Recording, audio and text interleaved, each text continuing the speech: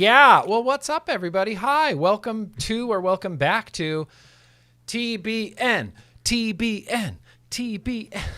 This here is the stream where we really sort of hunker down and dig on some news advocacy. This is where we really get into it. We give, unpack some news and give our hot takes, as it relates to the world of vaping. You know what we do: vaping, tobacco control, harm reduction, science, legislation, policy, smoking, nicotine, all the things. Appreciate you guys. So many things. There's so many things in this bubble that we talk about. But welcome, you guys. Thank you guys so much for being here this afternoon. I'm your freedom-loving, bad libertarian host, GrimmGreen, now joined by my far left fact checker. It's Danielle Jones over there. How you doing, Hi. Danielle Jones? How's life in far left fact checker land? Oh, it's we run around trying to implement socialism and wearing 14 masks, even on Zoom calls. And even though you're fully vaccinated, yeah, still masks on a Zoom call. Yeah, definitely. I mean, you can never be too careful. It's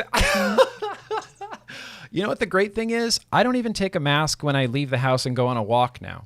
If I'm outside and I leave the house and I go on a walk, no mask, not even in my pocket. Like, nope, I'm outside. I'm half vaccinated. I can social distance from my neighbors on the sidewalk. I too am half vaccinated. Yeah. Did you get your first shot? First shot's done. Second shot is this Saturday. Oh, mine's a little ways away. So I still got a few weeks. Yeah, we got it a few weeks ago. I'm happy. I'm excited. I'm excited to be vaccinated. Anyway, I really appreciate you guys being here. We got some news and stuff that we wanted to talk about today, and I just want to address that. Yes, it's going to be a little bit of like a sticky floor situation. There's going to be some weird topics. We're going to be talking about racism and menthol, and I just want to point out and take this opportunity to say we're a little bit out of our wheelhouse here when it comes to stuff like this. We are clearly, obviously, two very white people just trying to understand, get a grasp, and have a little bit more, understanding and knowledge about things like this, and why, yes, I still do believe that a menthol ban, is pretty racist, and we're going to explain why. And we're hopefully going to have, we're going to go through some articles and have some authors and, journalists and people a little bit more knowledgeable on this subject to be able to, to draw from and get their expertise on it. So it's going to be a little bit, sticky of a subject, but ultimately we're just here to have the conversation. If you come in here today and you say, no, a menthol ban is not racist, I will say, okay, let's talk about it. Why? Why do you think? Why do I think? Let's just have the discussion. And, at the end of the day, I think that's the most we can do. And we're here to talk about it. We're definitely going to be talking about that menthol ban today. There's I got some other interesting little newsy bits that we're going to get into. We're going to talk a little bit about Canada and the CN Tower, maybe a little bit about Connecticut and their weird headline on their newspaper. But welcome, you guys. Welcome. I appreciate you being here, being down for the cause and fighting the good fight and all that stuff. Vapin' Jedi quickly in with a super chat says, "May the 4th be with you." May the 4th be with you, Danielle Jones.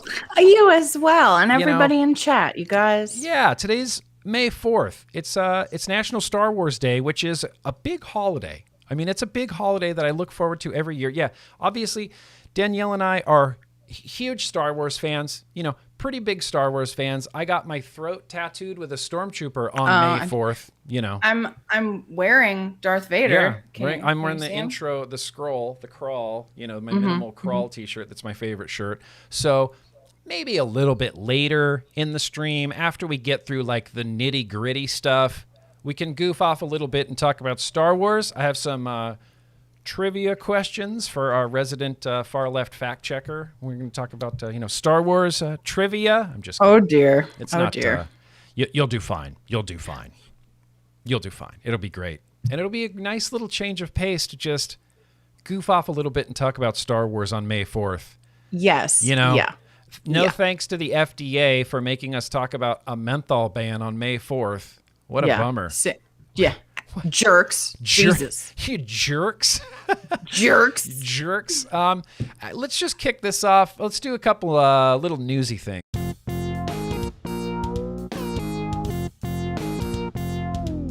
Yeah. What a great little bumper. You can't. I dance every time. You can't, I'm like, wah, wah, you wah, can't wah, not wah. dance. That's the thing. You can't not dance. Clive Bates. I wanted to kick this stream off here with Clive Bates. How do you explain Clive Bates? Just like one of the smartest dudes I've seen. Yeah, like, just a really smart dude. He's worked with a lot of different organizations. He worked with Greenpeace. He's big in the tobacco space, the tobacco control space. And he posted a tweet the other day that kind of like got me thinking a little bit, and I wanted to share it with everybody. He says, now he's commenting on an article where they are making the claim that vaping, nicotine vaping, like Stanton Glantz always says, leads to erectile dysfunction. Lord. So I think, what did old Glancy say there? Was it engorged? Wasn't it something about, engorged. and like weird smells in your underwear or something? That was part of it? Yes. And then he used the term engorged. He said smokers can't get fully engorged because... creepy. Yeah, super creepy. And then so Clive kind of retweeted and commented on it and said, it's rarely remarked upon, but the thousands of people producing and circulating this junk really want it to be true. They want people to be hurt by vaping so they have better arguments against it. Think about how weird that is. Wanting more harm to justify more control. Holy crap. I couldn't have said it better. Yeah, I could not have said it better myself. And it's one of those things, like, until you see Clive, like, just say it so eloquently, you never really think about it. And then you go, yeah, there's so many people and so many organizations that really want to find harm. That's all they're looking for. And when they find that harm, that's how they can justify their power, their control. That's crazy to me. Crazy. And I would imagine if you could be a fly on the wall in that room or phone call where like somebody's like, I think somebody like died or something, they're gonna be like, yeah, they're just gonna be so excited. They're gonna be excited. How messed up is that? I know. They would be stoked if someone died from vaping. They would be excited because that would give them their, that would justify their crusade. Would completely justify it. It would give them the control that they want. Right. Blew my mind, Clive Bates. Blowing my mind on the daily over there on Twitter. And here's the problem with all these nicotine things that they try to come up with, right? Yeah. The problem is when they're like, oh, nicotine causes like, messed up brain development. Nicotine causes erectile dysfunction. Oh, you betcha. Nicotine, whatever. Yeah. See, we have this enormous data set of people who smoke and have smoked for there's a leaf blower outside my window. I don't know if anybody can hear that. Hi, sir. How are you? Barely. Could you? Anyway. Anyway. That means I get to vape. So we have a huge data set of people who smoke, and people have been smoking, nicotine included tobacco for, I don't know, hundreds of years. And when you don't see, and we at least have good science data for decades, right? Of people who have been smoking. And when you don't see this type of, trends happening in people who smoke, I find it a little hard to believe that it would just magically appear in people who vape. Magically appear. Like we don't have appear. generations of people with, like mental defects, in their brain damage and things like this. Right. Brain damage. That's the word I was searching for. Like we don't have that. And there have been tons of people who smoke. So mountains of people have smoked. I saw some. You're right. You're absolutely right. It doesn't hold up to scrutiny. That's the problem with a lot of these arguments is the first little scrutiny they fall under. It's like the argument doesn't hold up. And I don't know who this was on Twitter. It might have been Charles Gardner or something like that was talking about if nicotine causes brain damage, then how on earth did we ever land a man on the moon? Right. Wouldn't have all of these scientists had brain damage? Wouldn't all of these engineers who were, in the 1960s, Even where the smoking astronauts. is crazy prevalent, Right. wouldn't all of this brain damage prevented all of these technological advances? Yeah, probably, if it were true. I mean, it just doesn't hold any water. Like, Yep. I'm sorry. If you haven't already been talking about it for years with people who smoke, don't try to bring it up now. Like, it's some fancy new thing just for nicotine. Yeah. Like, I'm sorry, but that's why it's so transparent what they're doing. Super transparent. And as Clive points out, they really want it to be true so that they can have their control. I mean, they are called tobacco control. It is called tobacco control. It's called tobacco control. It's not nicotine control, but nicotine is tobacco now, I guess. So that's how they... And it's a moving target for them, whatever keeps Listen. the funding coming in, right? Now, if you want to talk to people that aren't out of their absolute minds, you got to check out Let's Talk E-Cigarettes. They're my favorite podcast on the internet right now from the University of Oxford in the UK. Let's Talk E-Cigarettes. I'll have a link down in the description, but this is an incredible podcast. This is Dr. Jamie Hartman-Boyce and Dr. Nicola Linson. And so it's just, it's two girls talking. How do you not want to listen to that? One of them's British. It's just, I personally, and that's not like a sexist thing, I personally would rather listen to a girl talk than a guy talk. Like, especially if it's like a teacher or education or podcasts. It's just, my phone is, the female Siri voice. It's just so much more pleasant than listening to Joe Rogan and, talk about bro and science and things like that. This is an incredible podcast. Since coming onto I'll just read you the brief little synopsis here. Also, synopsis. I've never really used that word. That kind of came out of nowhere. Okay. I know. Congratulations. Well, thank you. It felt good. May 4th, 2021. First time I used the word synopsis. Since coming onto the market over a decade ago, e-cigarettes have divided opinion. A team of Oxford researchers are searching for new e-cigarette studies every month. In this podcast, Dr. Jamie Hartman-Boyce and Dr. Nicola Linson talk about what has been found and how this changes what we already know about e-cigarettes. This podcast is made possible through funding from Cancer Research UK. I think they've done... How many episodes of this? 5 episodes? 6? I think episodes? that's right. Something like Yeah. that. I think that's right. It's just spectacular. It's the weirdest thing to listen to somebody who has some sort of like official capacity, like a doctor from the University of Oxford, distinguished names and distinguished places, and to get on this podcast and hear people speaking so positively about e-cigarettes for smoking cessation, speaking so positively about harm reduction, speaking so positively, about quitting smoking. It's just, this is one of those things where after horrible news on Twitter all day and horrible news in my newsfeed all day, I can go, I'm going to go listen to the Oxford podcast about Let's Talk e-cigarettes and just reaffirm that I am on the correct side of this argument. Right. Exactly. Unbelievable. It's a really, really, I can't recommend it enough. A really great podcast. I'll have a link down in the description to where you can check that podcast out. Come on. University of Oxford. Yeah, UK. it's an association with the not? Cochrane report, right? Right. It's the same. Yeah. It's the Cochrane. This is like, because they, do their meta-analysis of studies. So this is like a little baby child side project of that, where they look at new studies relating to e-cigarettes, and they actually bring like the authors or the researchers on, and they like talk about the study and what it means. And it's really interesting. Yep. It's all, exactly like Danielle said. The last episode, or the first episode that they did, was called the Cochrane Living Review of Electronic Cigarettes for Smoking Cessation. They're both of these doctors are heavily involved with the Cochrane Library. Yes.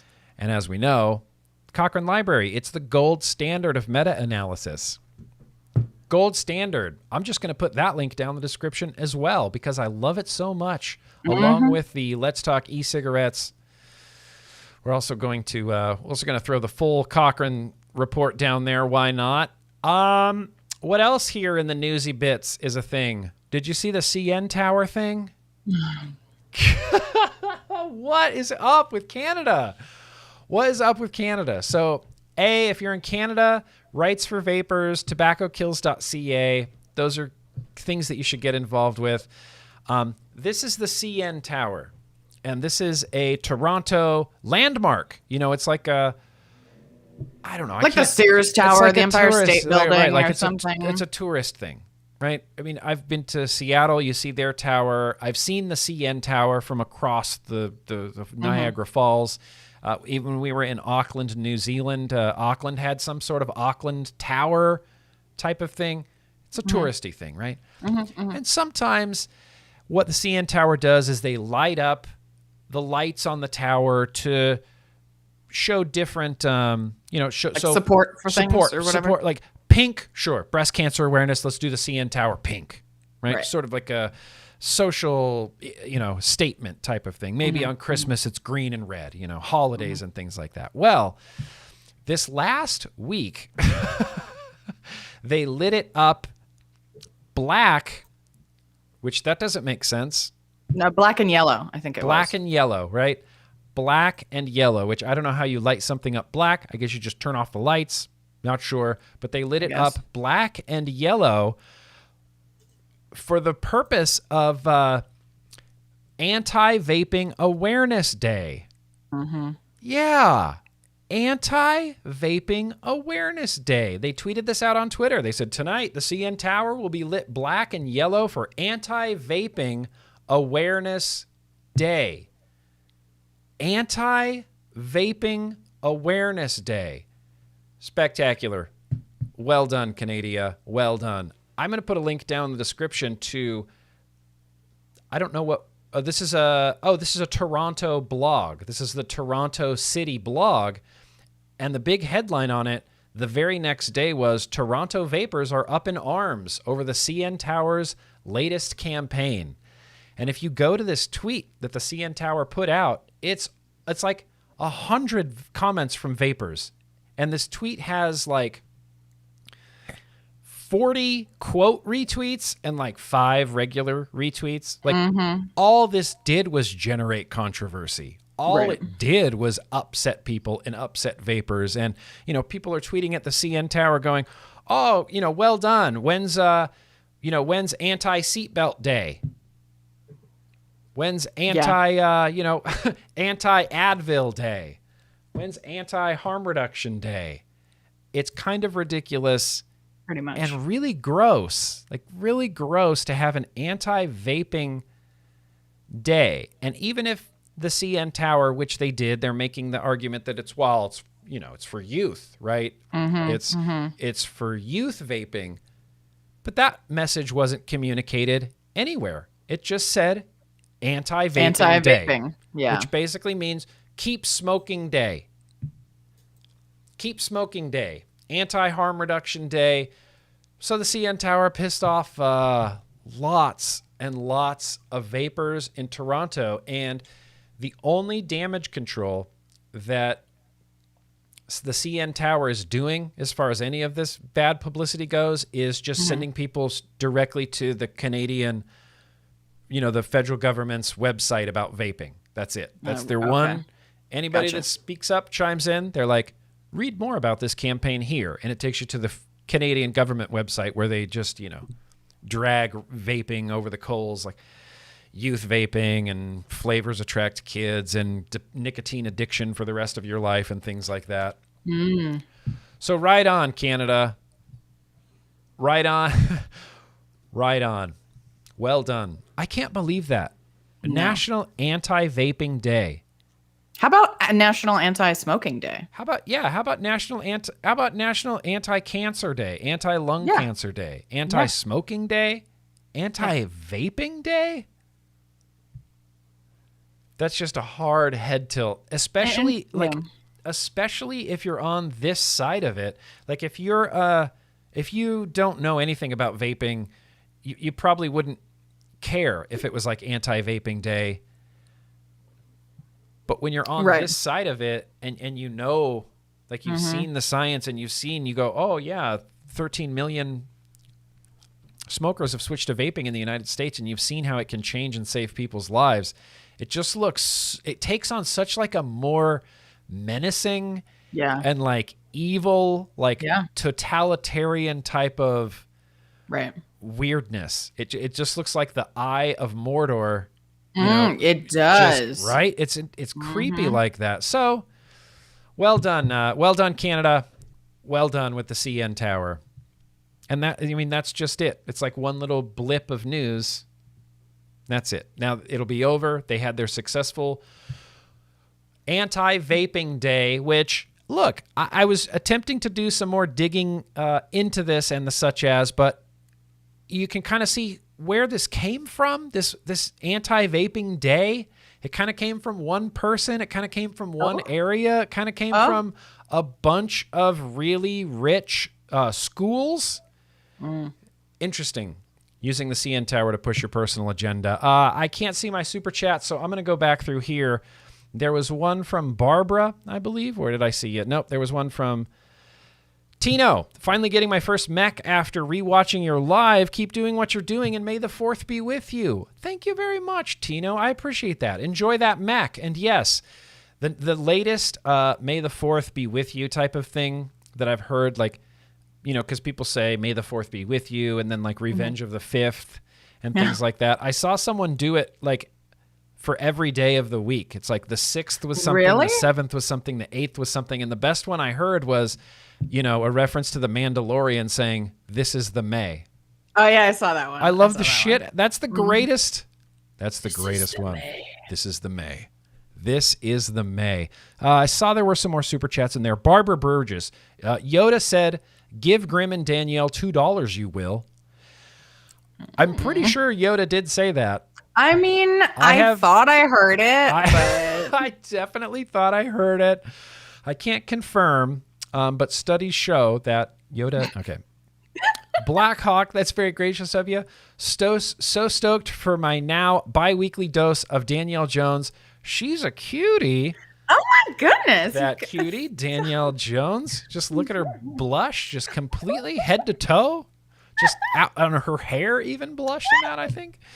Thank you very much, Black Hawk. Yeah, we're excited to be here. We're excited to be here for sure. And it honestly, like, I have, you know, I feel like a little bit energized coming at TBN today after having a week off, coming back at it. It's like, okay, I feel like we had been gone a little bit, and now it's like, it's time.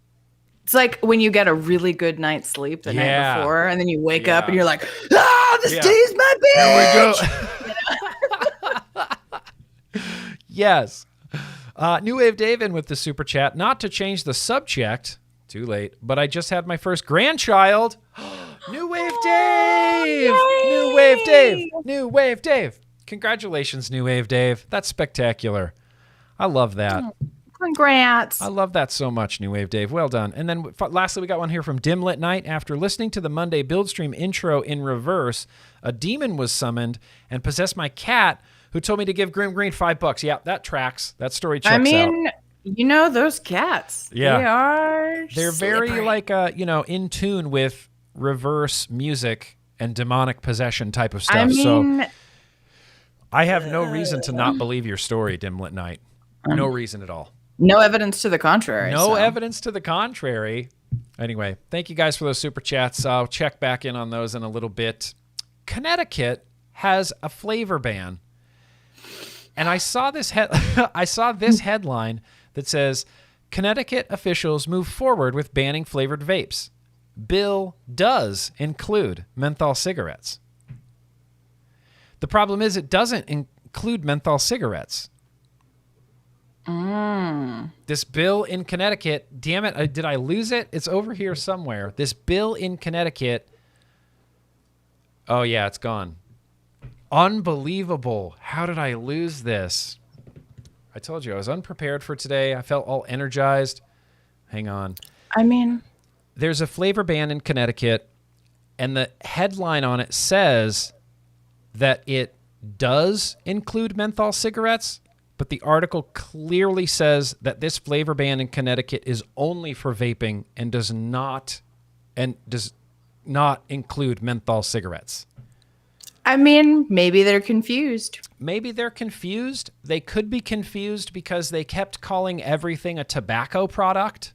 Well, I mean, They didn't start that. No, if we're they being didn't. fair. But they're certainly playing into it Well, quite a bit. They call everything a tobacco product. And so in some sentences, they're saying that this is banning menthol flavored tobacco products. But they're I am so upset that I lost this article because there's a perfect line. It says that this does not include menthol cigarettes. Menthol cigarettes and high-end cigars were excluded from this, like they are from all menthol bans. Okay, I give up. Damn. I give up. I was going to make fun of Connecticut. I had a whole bit planned. But I mean, is it the link that you put in our Google Doc? Oh, is it? Is it in the Google Doc? Is it one that say Reason the Hill? No, I no, think no. it is. Oh! I got you, fam. Boom! Far left fact checker. Yes. Okay. Yes. You outsmarted yourself. I just helped you remember. Wow, I played myself right there. It says right here, black and white. I'm reading it right here. It says that this bill does not touch menthol cigarettes. These would remain legal. Oh. So the person who wrote the article and the person who wrote the headline. Oh, they did? They changed the headline. Bet they got embarrassed. Look at this. Let me click it now. Hang on. I'm just going to pull a screenshot up from the website. So Oh, you've got it on the screen right now. Yeah, that's the but the bill does not include. Oh, they changed it. That's the screenshot that I took early this morning when I was preparing this. And the newest headline on here, wait for it. Bill does not include menthol cigarettes. Maybe it was a typo, or someone just wrote the headline without reading the article. I don't know. I was really going to catch News 8 in something here, but it could just be as simple as a typo. They just could have forgot the word "not" when they were typing that. Because did you say the article did say that it was correct? Like the actual article was correct? The actual article was correct, where it says this does not include menthol cigarettes, but the headline said this does include menthol cigarettes. I mean, not to spoil your whole thing, but I bet it was a typo. I bet whoever typed it in just forgot the "not." I thought I was here doing, some hard-hitting journalism. I got the scoop. I was like, I have the scoop. I'm gonna be the next Alex Norcia. That's where I thought I was going with this. It turns out it was probably just a typo. Yeah. Damn. Well, here's the thing, you guys. If you're in Connecticut, definitely push back against this as hard as you can. Even if it does include menthol, even if it doesn't include menthol, always push back literally on any regulations that they're going to hand out to us. And not to beat a dead horse, but the reason we do this is to show resistance, to show them it's not easy to just slip small things by us, like things like nicotine caps where they go, oh, we're lowering it from 15 to 20, 50 to 20. If we don't push back, that they could theoretically just keep lowering it and keep lowering it. It's the slippery slope argument, and it's what we're going to get into when we talk about the menthol, which is going to happen. Let's see. Were there any more super chats? Did I get any more super chats? Okay. I thought I saw something. There was one from Shane. I just don't want to miss any of these. I have this phobia of missing super chats. Shane says, came for the knowledge, staying for the Star Wars jargon. Oh, don't even trip. We're going to get there. We're going to get there so quickly. In fact, let's just jump into the menthol thing right now. It's the main thing.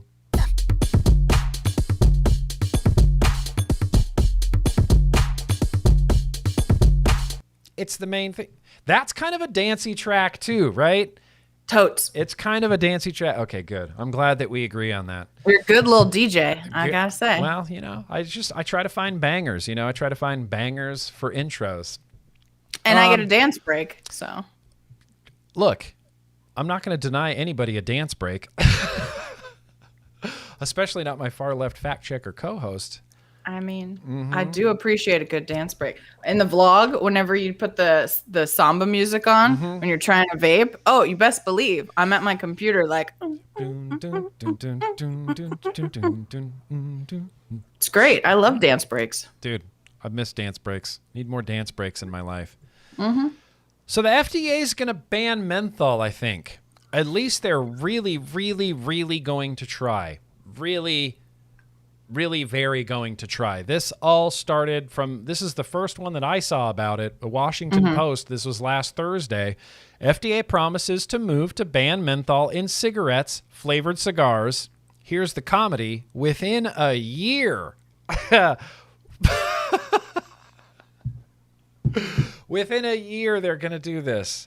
Vaping's been on the market 14 years and they haven't regulated it yet. All right, so I'm sure we'll see this this menthol ban just moving at lightning speed here. But the Washington Post, the Food and Drug Administration, promised Thursday to issue new rules within a year.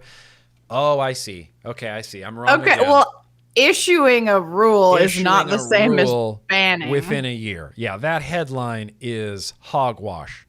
They're not going to ban menthol cigarettes in a year. They will hopefully have the rule within the next year. Well, they'll have a draft of the rule published maybe within a year. Within a year. I still think that's a bit of a stretch, but I mean, a draft. A draft. So look, and I mean, it even says it could be years before any ban takes effect. Knowing Correct. how the federal government moves, and I've said this at least 1 trillion times on here because I'm a libertarian, but the federal government has no motivation or incentive to be efficient at anything. No. They can move at their own pace always. And Which is usually do. glacial. Glacial. Glacial, I think, is being generous to how quickly the federal government actually moves. It would be years before we see this. It says, but a briefing Thursday, top FDA officials promised to begin by proposing regulations within the next 12 months. That would start the lengthy process of, as we've seen before with FDA regulations, right? Comment period, response period. I'm assuming they're going to have to, do they have like a maximum time limit that they have to leave an open comment period going for? I mean, this could add months and months of comment periods. I'm trying to remember like what previous comment periods. I mean, I've seen anywhere from like 30 days to like 120 days. I don't know if there's a set in stone like for FDA. We went through this with the deeming rule, right? Like when that hammer dropped. So we had the draft come out in 2014, but we didn't have like a final rule until like was it 2016 or something like that? Yeah, it was shortly before summer 2016, I think. Right. So from like, and we knew it was coming like even before 2014, right? They said they were going to start working on it. Then the draft came out in 2014, and then you had 2 years later, and then this is a process. They don't, unless they're going to suddenly do something crazy new under the Biden administration, this process takes a while. It's not fast. Not fast in any sense. I mean, on top of things like, open feedback periods and comment periods and stuff like this, you have to imagine that there's going to be a mountain of lawsuits.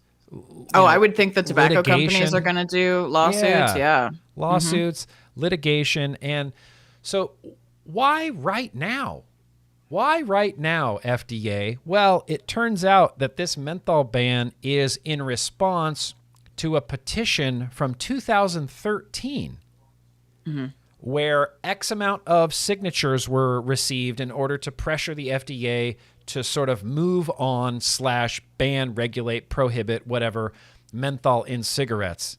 And this has been around since 2013, and FDA is acting on it on the very last day that I think there was a lawsuit. There was a lawsuit involved, and the judge gave FDA a date and said, you have to do something by this date.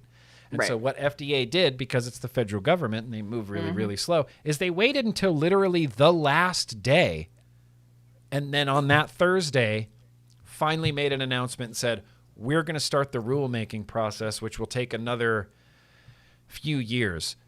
So could you imagine, and look, I'm not in support of banning menthol or cigarettes or anything like that.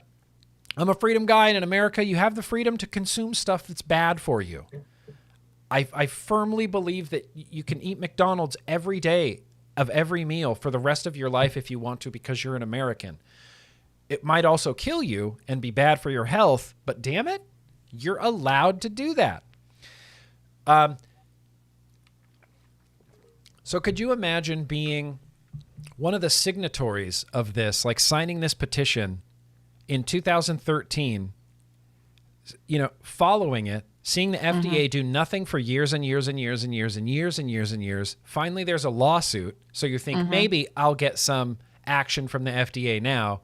Then a judge has to order the FDA to follow your petition. And then finally, when they finally get to it, 8 years later, they go, okay, we're going to now, 8 years later, start the very, very slow moving process of maybe creating a regulatory framework to phase out menthol over the next decade. Can you imagine how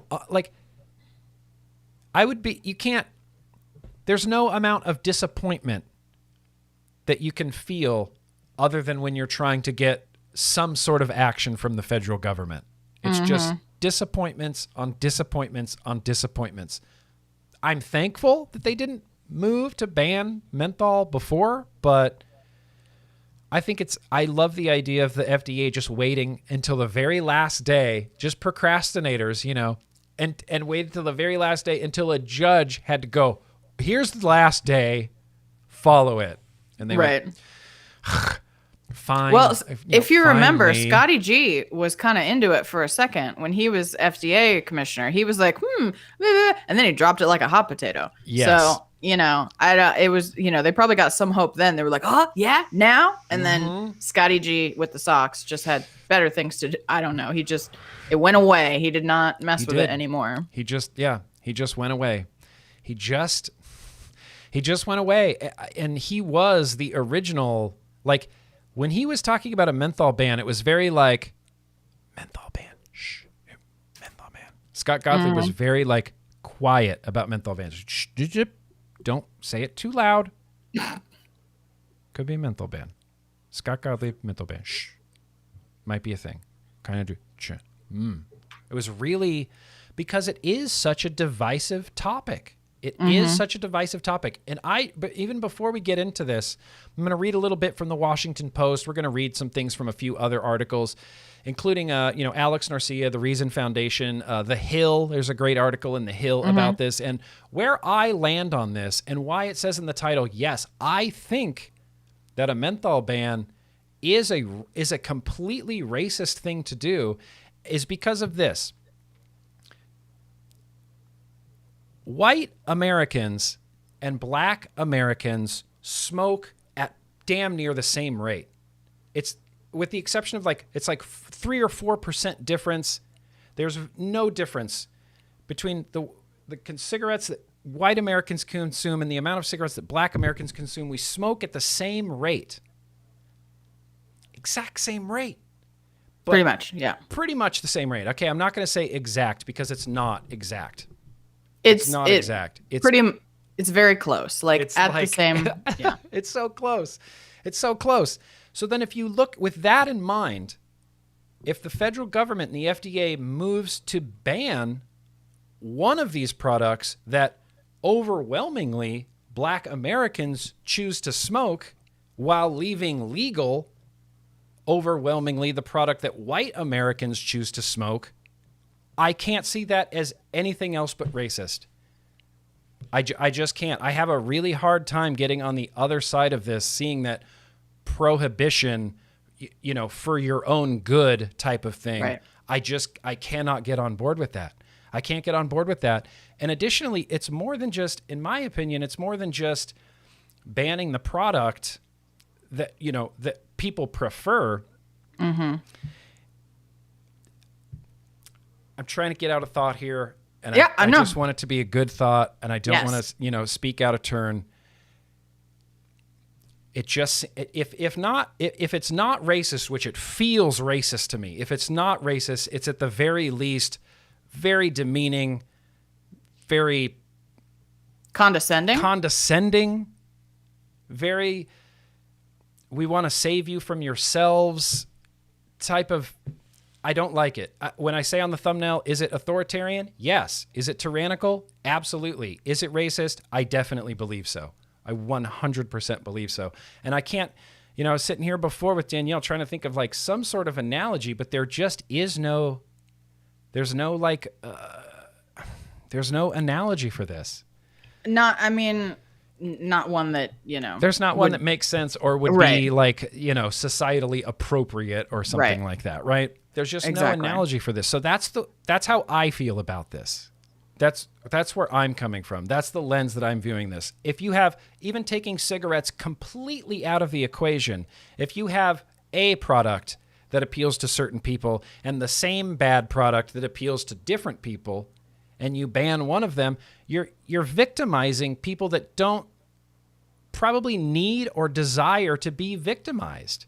I feel like by telling a Black American smoker that, oh, you're the victim here. It's not your fault. It's Big Tobacco's evil fault. You're the victim. Victimizing someone isn't respecting them. And then victimizing them and then saying, oh, we're going to save you from this victimhood that we've created for you. Right. That does not sit well with me.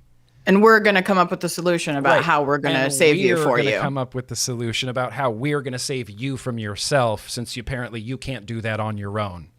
It's very condescending, and it's really is. I mean, I agree with you on this completely. And there is an argument to be made that says, tobacco companies used predatory, marketing tactics to target, Black Americans for menthol cigarettes. You could make that argument.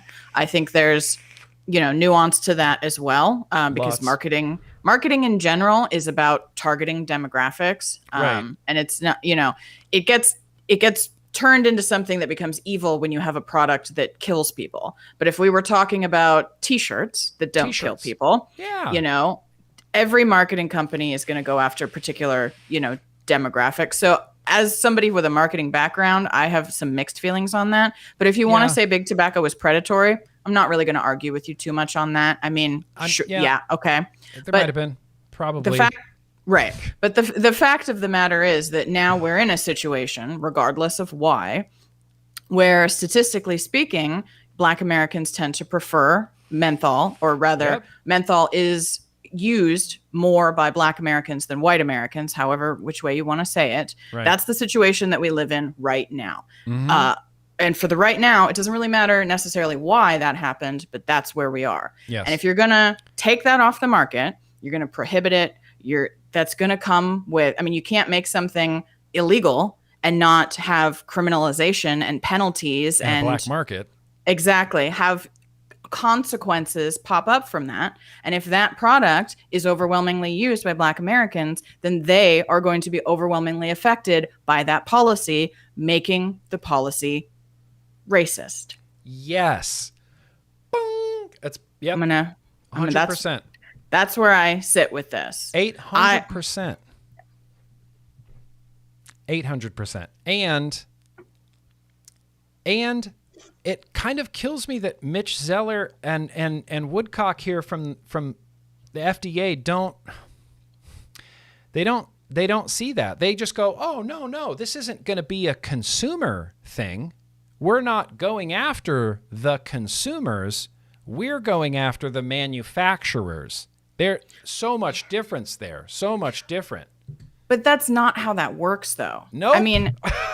Look at the war. Let's look at the war on drugs. Okay. Absolutely. Now it's a little bit different because, with drug use itself can be, criminalized, right? Yep. But if you look at how it works when you're trying to enforce a law like this, okay, so perhaps the possession, if this goes through, the mere possession by a random person on the street of a menthol cigarette is not necessarily going to be a crime, let's say. However, if they're trying to crack down on the manufacturer and distributor of that product, when they find that person on the street holding that product, what exactly do you think is going to happen? And who are the types of people? Good idea of what's going to happen. Right. And who are the types of people that are going to get into an illicit market like this? Perhaps people that potentially used these products. You know what I mean? I mean, it's not, you can't just say, oh, well, we're not criminalizing possession, so everyone will be fine. That's not realistic. That's not reality. That is a kindergarten view of how the world and our criminal justice system works. Cops and investigators and, you know, all this system goes after everybody involved to try to, you know, maximize the number of people to punish, to set an example, you know, make examples out of people, and to go after whoever's at the top. There's a lot of people from the bottom to the top. Okay. It's just, I personally do not think that that's an excuse. Like, oh, it's not gonna be criminalized. The possession doesn't matter. Yeah. It doesn't matter. If you think police, because that's how it works. I mean, if you think that this ban is not going to increase activities between police and people who use these products, you're just wrong. And whether or not the police can give that person a ticket or put them in jail for having that, you know, menthol cigarette, the fact that it forces an interaction can cause a whole other slew of problems. So I'm sorry, but absolutely. No. It doesn't even need to end negatively. There doesn't need to be the interaction to begin with. Correct. You're taking a product that millions of law-abiding citizens use and making it illegal. Suddenly, you're turning everybody that uses that product into a criminal.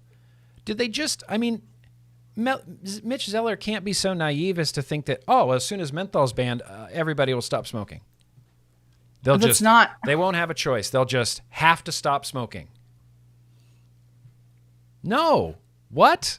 Are you crazy, Mitch Zeller? Do you think people are going to smoke regular cigarettes? Probably. Mentholate their own cigarettes, which is not difficult to do.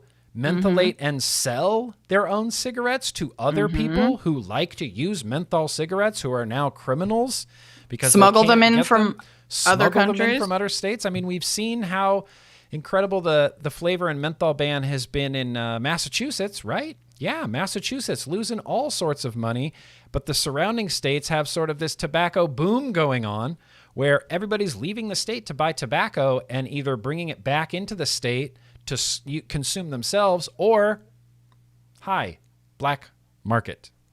The black market. So that's where I stand on this. We're gonna keep reading because there's smarter people out there than us that are speaking about this. The Washington Post, it kind of ends and says, Woodcock and Zeller strongly asserted the opposing argument, saying that menthol, by cooling harsh tobacco and nicotine, makes smoking those brands easier and more appealing. Zeller cited one study that linked menthol to 378 premature deaths between 1980 and 2018. Now, that seems like a big number, but that is not a big number. 387,000 premature deaths linked to menthol smoking between 1980 and 2018. I mean, considering that, 480,000 supposedly die per year? So between 1980 and 2018, 12 million smokers died from smoking cigarettes, but 378,000 people exclusively died from menthol cigarettes? To my knowledge, I'm not aware of menthol, and I'm not aware of any like legit, hard science saying that menthol is more or less deadly than non-menthol. Yeah, there's none. There's no. Here's the problem. Here's the problem with that. So I'm going to put a link in the description to the Washington Post. You can read it if you want. I'm also going to put a link in the description to Alex Norcia's article about this very same subject. Little Alex Norcia right there. Alex Norcia's about this very same subject.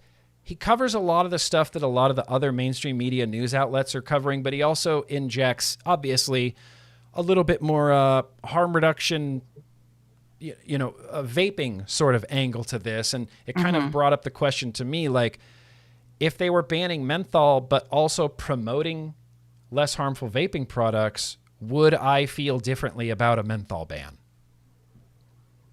Would you feel differently about a menthol ban, Danielle Jones, if they said, hey, we're banning menthol, but we're also going to be promoting vaping for harm reduction for smokers?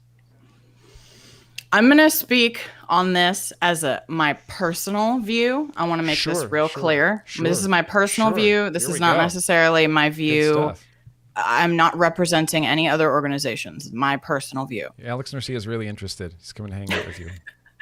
So my personal view is that while, yes, promoting vaping would be awesome, prohibiting something is still coercive. Mm-hmm. And by that, I mean you're still trying to force people to do what you want them to do rather than letting them choose or giving them options. It is coercive. Mm-hmm. I personally believe that prohibition, whatever it is, never works. And for those reasons, while I definitely like the idea of promoting vaping, I really like that idea.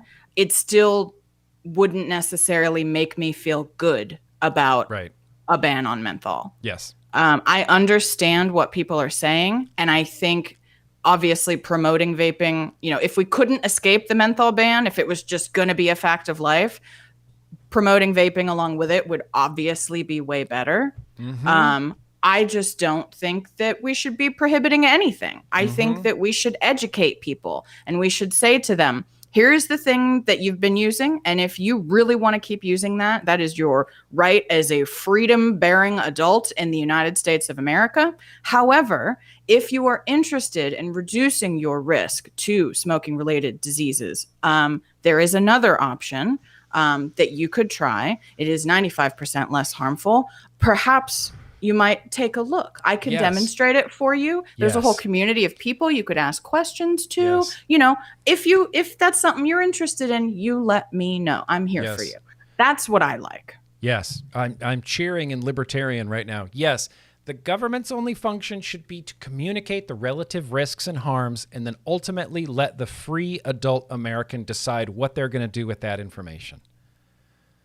That's what I would say. I don't want cigarettes banned. I don't want menthol cigarettes banned. I want flavored cigarettes back on the market. I want flavored vapes on the market. I want high-proof alcohol on the market. I want cannabis legalization. I want to decriminalize drugs. I want, all of this stuff. I don't want anything banned. Zero. I don't either. I mean, what did alcohol prohibition and what has the war on drugs taught us? It's taught us that when people do something, the government just making it illegal they don't all just stop. And I'm not saying that they choose to turn into criminals. Right. I mean, that's not the point. The point is they're doing the behavior that they're doing for a reason, for probably a lot of reasons. Right. There are a lot of reasons that people like to consume alcohol. There are a lot of reasons why people consume nicotine. There are a lot of reasons why people consume drugs. Those reasons are incredibly complicated and nuanced and very, very personal. And I'm sorry, but the government just deciding one day that it's no longer legal, because that's what they did with drugs. That's what they did with alcohol. That's what they're doing with menthol cigarettes and vaping, right? Yep. One day it just becomes illegal because they arbitrarily decide. That doesn't change the reasons why all of those people have been using those substances, okay? Right. That doesn't just flip a switch in their mind and they go, oh, I don't need this anymore, or I don't want this anymore. That's not how that works. Right. And so I'm not saying that the demand. Right. There's going to be that demand. And so I'm not saying that these people just turn to a life of crime. I'm saying that there is a much larger reason behind why they're using it, and simply changing a designation on a piece of paper is not going to affect that reason. That's what I'm saying. Yeah. Yes. Absolutely. Yes. I agree with you. And the thing is, if I was a menthol smoker and I wanted to keep smoking menthols, there's ways you can keep smoking menthols. And I would probably actively try to sell menthol cigarettes. Like, I'd be doing something that previously was completely illegal. And so you're in this weird area. And it's like, it's the same way I feel about, maybe I shouldn't incriminate myself, shipping vape products to people now. Mm-hmm.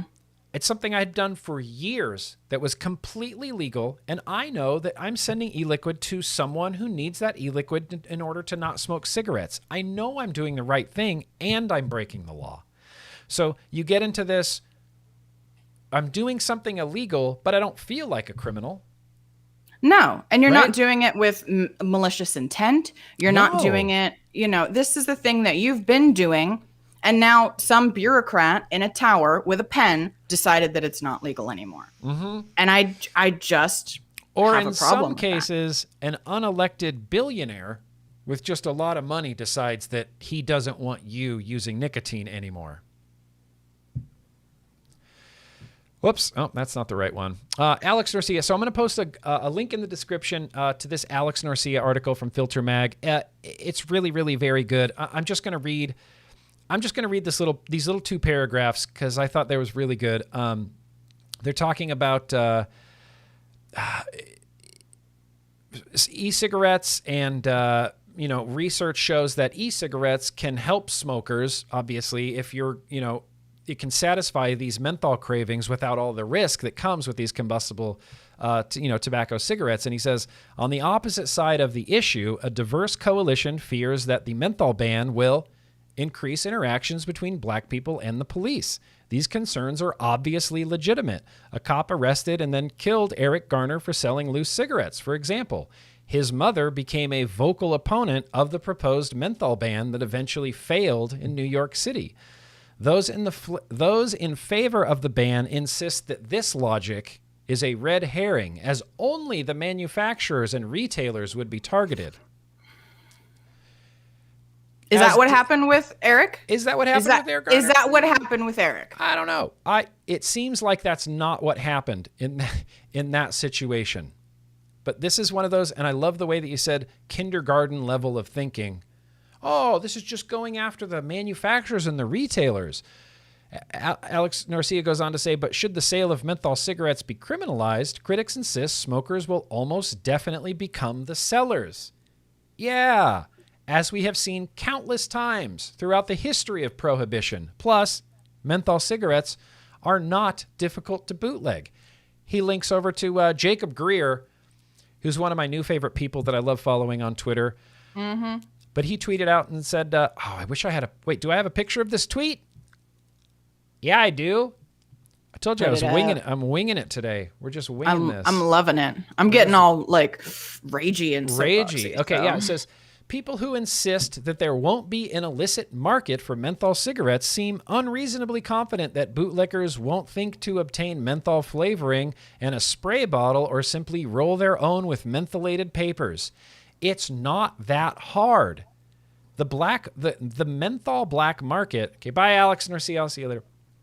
The menthol black market is going to be really easy to maintain. Hyper easy to maintain. Easier than the vaping black market, I think. I think it's easier to mentholate cigarettes because you can buy this on Amazon. I saw your tweet about that. Yeah, dude. They're just called cigarette flavor beads. They're little cigarette flavor beads. They come in all sorts of crazy flavors, lots of menthol, but loads of fruity flavors as well. It even comes with, and I'm not telling you how to break the law here. No, actually, it's not breaking the law anyway. I'm going to buy some of these just to experiment. I don't want to really necessarily smoke a cigarette, but I'd like to see what sensation these create because even this little pack of flavor beads even comes with a little tool that you can use to like pierce your filter. Mm-hmm, and then it's got like a little applicator thing so you can... Oh, to like inject it in there? Bury it down in your filter so that if you're smoking your cigarette, you can just go, remember Camel Crush? Smash it. I was all about the Camel Crushes. Crush life, bro. About them. Those are the ones... Was that considered a flavored... Are those still around? Is Camel Crush still around? I don't know the answer to that. It's what it's what I was smoking when I quit. So, I mean, at least they were like... I don't know what my vape anniversary 6 years ago. 6 years ago, something like that. Well, something like that. These I accidentally popped one in my eye idea. once. I don't recommend doing that. No. Yeah, at a table, with a bunch of other, people who were smoking. We got curious one day because I'd been smoking these for a while. I liked them. I was like, "What's in here?" There were all these myths flying around, like, "Oh, it's a little bead of Scope mouthwash." Like, I still don't know what it was, to be honest with right. you. It's kind of this. One day we decided to like cut one open and pull the bead out, and we were like looking at it and holding it and right in the eye. Menthol right in your eyeball. I don't know what was in that. I didn't go blind, thankfully, but it did not feel good, and I had to run to the bathroom and wash my eye out. So please don't be careful with those beads. Let me just tell you that. Be careful for everybody buying these beads for the future illicit menthol cigarette black market, which will be booming in the United States. You can get these on Amazon, $10, and you get like 1,000 beads. You start stuffing cigarettes, sell those for $2 on the street. That's called being an entrepreneur. That's called being an entrepreneur. Now, I'm not going to encourage anybody to break the law. I just want to point out how easy it would be. Now, do you think that these lawmakers, do they ever take a pause and go, can we actually accomplish this? Like, can we actually ban menthol and enforce it? Do they ever take a step back and go, is this something that's even possible? Because sure, you can ban Philip Morris Altria from producing menthol, but you don't have jurisdiction over every tobacco company on earth. Right. And you don't even have, I don't think, somebody can correct me if I'm wrong, but I'm pretty sure they can't even prohibit them from manufacturing. They can just prohibit them from selling in the United States and importing into the United States. Because if Altria has, like, I don't know, a factory in wherever in the United States, and they produce menthol, right, and then they sell it in, I don't know, Norwegia? I just made that up. No, that's not a country. I just made one up. I know, I made it up for my example. Norway is a country. That is a country, but Norwegia sounds so fun, doesn't it? Don't you want to go to Norwegia? I do. It sounds quaint. It does, I want to go walk like the streets of Norwegia. Yeah. And windmills. Lots of windmills. Like really good street food too. Like really good street food. Like amazing street food. Yeah. Norwegia. Right. So Norwegia, I made it up. Yeah. So if they want to sell it in wherever, FDA doesn't have jurisdiction over, right? Like that's why vape manufacturers can produce here. Like you can have an e-liquid factory here and then sell it in the UK. Right. Right. Yes. So I just came across that information the other day, actually, that you can still manufacture e-liquid and sell it outside of the country. Yes. It doesn't break any laws. Correct. So they can stop, sales and importing, but they can beyond use that, unless I'm wrong, they can use the same war on drugs sort of enforcement, stormtrooper enforcement that they've been doing, but now they get to do it with cigarettes. Right. Right. They get to do it with menthol. And honestly, it's not, and I try to be as aware as I can of like logical fallacies and like biases and things that I might have. And the slippery slope fallacy is something that comes up constantly in my life because I have the tendency to go down the slippery slope fallacy where I say, well, if this happens, then blah, blah, blah, this will happen. Right. So I try not to do that. But I'm going to do that right now because imagine a future 10 years from now where menthol is banned in the United States and the only way to get a menthol cigarette is illicitly. Black market, create it yourself, something like that. Armed with the information that we've been drilled into our brains for the last few weeks that adult Black American smokers prefer menthol cigarettes generally than, traditional cigarettes. Armed with that information, what is to stop a police officer from stopping every smoker that they see who's a Black person on the street, curious, going, I wonder if that's a menthol cigarette. Wonder if that's a menthol cigarette. All you'd need to do is see a green pack and you'd have probable cause. You'd go, that's a menthol pack. Right. I don't think it's out of the realm of reality when they say that this is going to create more interactions between people of color and police officers. It absolutely will. It might not this year or next year or the year after that, but it inevitably will. I mean, am I way off in thinking this? I do not think that you are. Inevitably happen. I mean, I think that inevitably happen.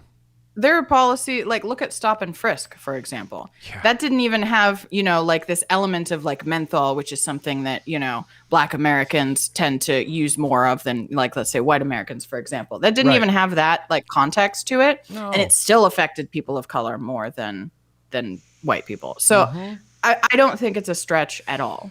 I'm sorry, but I don't. It will create more interactions, even if it's just them Right. In an interaction, we say interaction on purpose. It doesn't mean arrest. It doesn't mean ticket. It means interaction. Yeah, right. It. And when you approach someone in an interaction, when a police walks up to a person, a whole lot of things can suddenly happen in that moment. Right. Whether you think that that's how the person or the cop should or should not react, a lot of different things can happen. People get scared. Yeah. People have previous trauma. They fight or flight. They 100%. panic and things happen. And interactions does lead to more issues, right? Yes. Because we don't know what's going to happen during that interaction. Yeah, and it's not, again, yeah, exactly. I've seen enough internet videos to know that normal things, a normal situation can quickly, because of someone panic or yells or scream, any little thing, things can escalate really, really quickly. And imagine if there was no laws being broken, this guy's just smoking a regular cigarette, but it escalated. I mean, you can play the what if and if game, until you're blue in the face, but you can look at history and go, if we can prevent these interactions, I don't want to have to deal with cops. I don't like dealing with police officers. I don't like getting pulled over. I don't like it either. And if we can limit these interactions, instead of creating a reason for them to continue to exist even more abundantly. Right. I don't know. It's crazy to me. I'm not trying to, do we need a dance break? Is that what you said? I mean, Ian? All right, let's do the Newsy Things again. That's the funkiest one.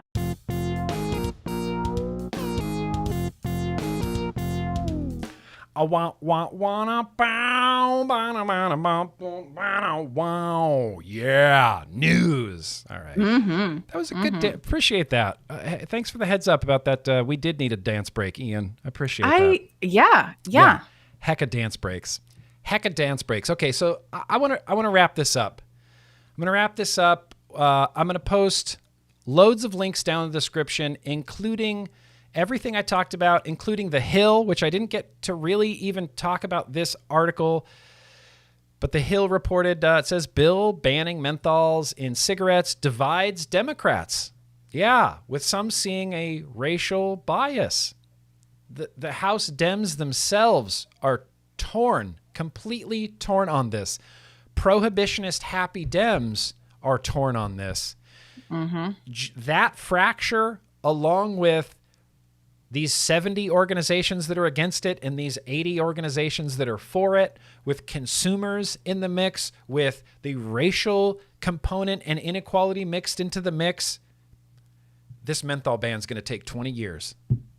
It's going to be bananas. It's going to be more than bananas. So I'll post some links down in the description. Also, I'm going to post a link to FEE, the Freedom for Economic Education. One of my new Twitter guys that I follow, Brad Palumbo, I love this guy and I love his tweets. He did a really great article about, he sometimes reports on very libertarian things and economics and drugs and things like this, but occasionally he ventures into smoking and harm reduction and things like that. And he has a great little article. It's like, here's 5 reasons why the FDA, shouldn't ban menthol cigarettes. He calls it the nanny state alert. So I just like that term, nanny state. So I'm going to throw that link down in the description. And then lastly, before we can even talk about Star Wars, there's this great piece from the Reason Foundation by Guy Bentley. You know Guy Bentley. I know Guy Bentley. Guy Bentley's a great guy. I only got to meet Guy Bentley once. I met him at the last rally that was in Washington, D.C. He spoke there. And I think I might have too, or at least I saw him and I was like, oh. I was nervous to go. I wanted to introduce myself and I was really nervous to meet him. And I was like, is this what this feels like? Like, I don't want to go talk to Guy Bentley. And it took me forever. And I was finally talking to Eric. He's like, just go talk to him. I'm like, okay. So I went over and said hi. I said, thanks. I'm a big fan. Thanks for what you're doing. He was like, oh, cheers. Thank you. Yeah. That was it. I was like, okay, cool, Guy Bentley. Okay.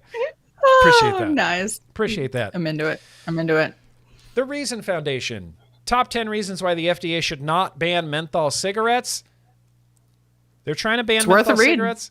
It's worth a read. I'm going to gloss through some of these. The majority of youth smokers don't use menthol cigarettes. According to an analysis by the Centers for Disease Control, the popularity of menthol cigarettes among young people has declined substantially. Between 2014 and 2018, youth smokers using menthol products fell from 54.5% to 46.1%. Furthermore, youth smoking rates have fallen to their lowest point in history. The CDC reported that just 4.6% of high school students reported being current cigarette users in 2020, keeping in mind that's pre-pandemic as well. Let's see. Yeah, black youths have lower rates of cigarette smoking than other groups. It's true. 100% true. I had to look deep dive into this, between the two of us, and it's true. It turns out it's true. They generally smoke later in life. And so if the FDA is saying, well, black youths are at risk of menthol cigarettes, the data doesn't support that argument. Black adults smoke at similar rates to white adults, but the preferred product of white smokers aren't targeted by this ban. This was correct. This was the one. This was one that really stuck out to me and made me think, yeah, that's crazy. We smoke at the same rate, but the preferred product of white smokers is not going to be made illegal. Okay. Sorry, it just seems racist to me. There's no way around it. I can't think of any other. It's going to be hard to get me on the other side of this argument to see that a menthol ban is somehow not racist. But I'm willing to listen. Look, I'm willing to listen. States with higher menthol consumption have lower youth smoking rates? What? Menthol cigarettes allegedly are more appealing to youth. It's easier to start using and harder to quit. Because of these claims, one may assume that states with higher menthol cigarette consumption have higher rates of youth smoking. However, using National Survey on Drug Use and Health, the NSDA data, and menthol distribution figures, the Reason Foundation examined whether there is a strong positive relationship between the distribution of menthol cigarettes and youth cigarette smoking. Our analysis found states with more menthol cigarette consumption relative to all cigarettes have lower rates of child smoking. States with higher cigarette distribution levels per capita of all types have higher rates of both adult and youth smoking. I don't like that they said child smoking. That really bothers me. It was Reason weird. Foundation. Yeah. Child smoking. In general, the analysis showed consistent, non-predictive relationships between relative menthol cigarette consumption rates and the use of any age group. The only predictive relationship is between adult and child smoking rates. And since we do not expect children to cause their parents to smoke, we conclude states with higher rates of adults use cause higher rates of youth use.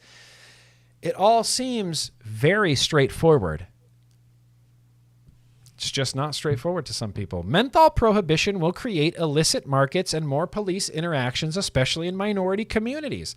This is something that we've been going on and on about for the last few minutes, but it says policies that amount to prohibition for adults will have serious racial justice implications. Such a ban will trigger criminal penalties, which will disproportionately impact people of color, as well as prioritize criminalization over public health and harm reduction. A ban will also lead to unconstitutional policing and other negative interactions with law enforcement. Look, without beating a dead horse into the ground, yes, I would agree with all of those things, especially the black market side of it. I think the black market side of it is something that the majority of people just kind of push off, like just kind of naysay it, like, oh, that's black market. Come on, that's just a buzzword, right? Black market's not going to be a thing. But when they restrict vaping, the black market popped up right on their kids' phones on TikTok. And they went, whoa, now they're selling them on TikTok. They have to crack down on these sellers on TikTok. And I said, well, you wouldn't have to crack down on sellers on TikTok if you would just regulate vaping. But it seems that our FDA and government prefer enforcement to regulation. And that upsets me. They say menthol bans have a poor record of actually reducing smoking. Yeah, that's very true. They mentioned Massachusetts. They mentioned several Canadian provinces that have menthol prohibition right now. Menthol cigarettes are no more dangerous than menthol cigarettes. This is the one I was trying to get to. This is the one that I want to wrap up. Menthol cigarettes. Menthol versus non-menthol. I was always told my whole life that menthol cigarettes are worse for you than regular cigarettes. Did anybody ever tell you that, Danielle? Did you hear that too? I was told that about cloves. I was not told that about. I was talking to, I think, Alex from Casa the other day about this. I had always heard this.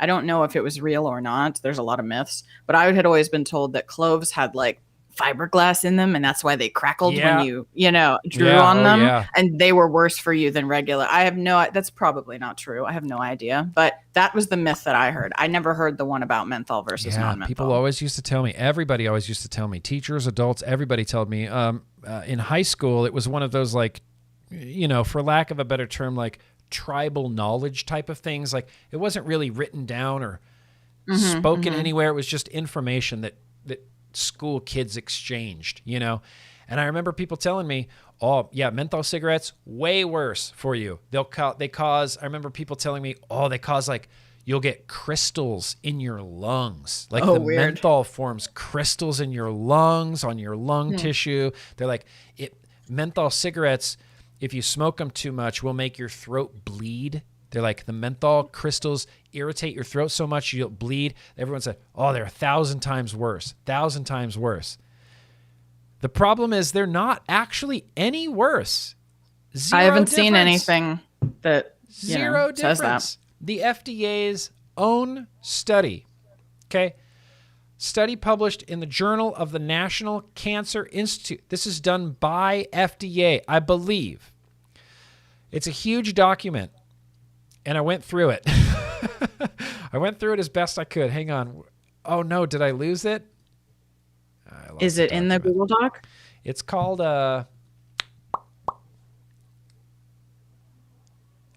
Nope. I can't believe I lost this again. Are you kidding me, bro? Yeah, this study.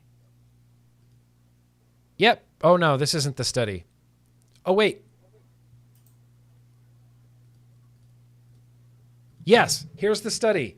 Yes, FDA 2012. FDA 2012 did a study called Preliminary Scientific Evaluation of Possible Public Health Effects of Menthol versus Non-Menthol Cigarettes.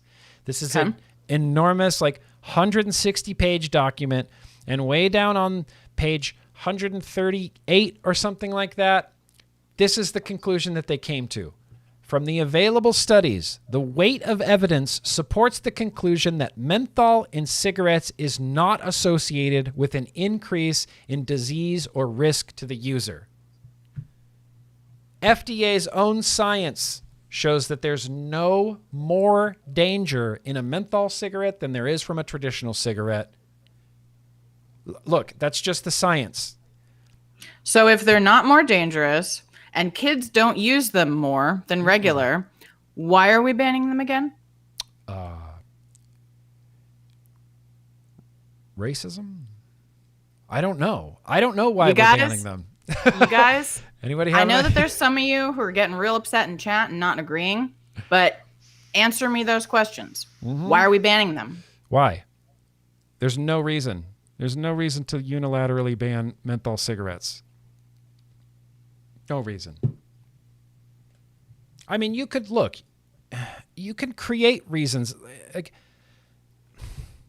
you can take the approach that if you ban it, it will inevitably stop people from smoking menthol cigarettes. It'll stop a certain amount of people from smoking menthol cigarettes. Sure. That's about the best you can hope for. Right. A portion are just going to move to regular cigarettes. Right. So what exactly have you accomplished? I don't know. Like, what are we hoping to do know. here with this? Yeah, the juggler, I agree with you. Just legalize everything and tax it all. Legalize it all. Legalize it all. Yeah, I don't know. I didn't see anybody getting uppity in the chat, but I appreciate any questions or anything that you want to throw out there. Throw it out there. I'm more than willing to learn, and I'm more than willing to listen. And all of the reading and research that I have done cannot possibly justify a menthol ban for the reasons that they want to have a menthol ban. Doesn't justify it. Cannot. I mean, what are they? Because there's no real good support for this. There's no real good support to ban menthol cigarettes while leaving regular cigarettes on the market. If we're going to ban menthol, you'd have to ban every tobacco product. If we're having a discussion about banning all discussion, and I'm still going to come down on like prohibition doesn't work. Prohibition does not. You know, but I would not have like an element necessarily of race in that argument. But why ban one and not the other? Yeah, I mean, taking the racial component completely out of it, there's still no reason to do it. You can't ban one. Why ban one and not the other?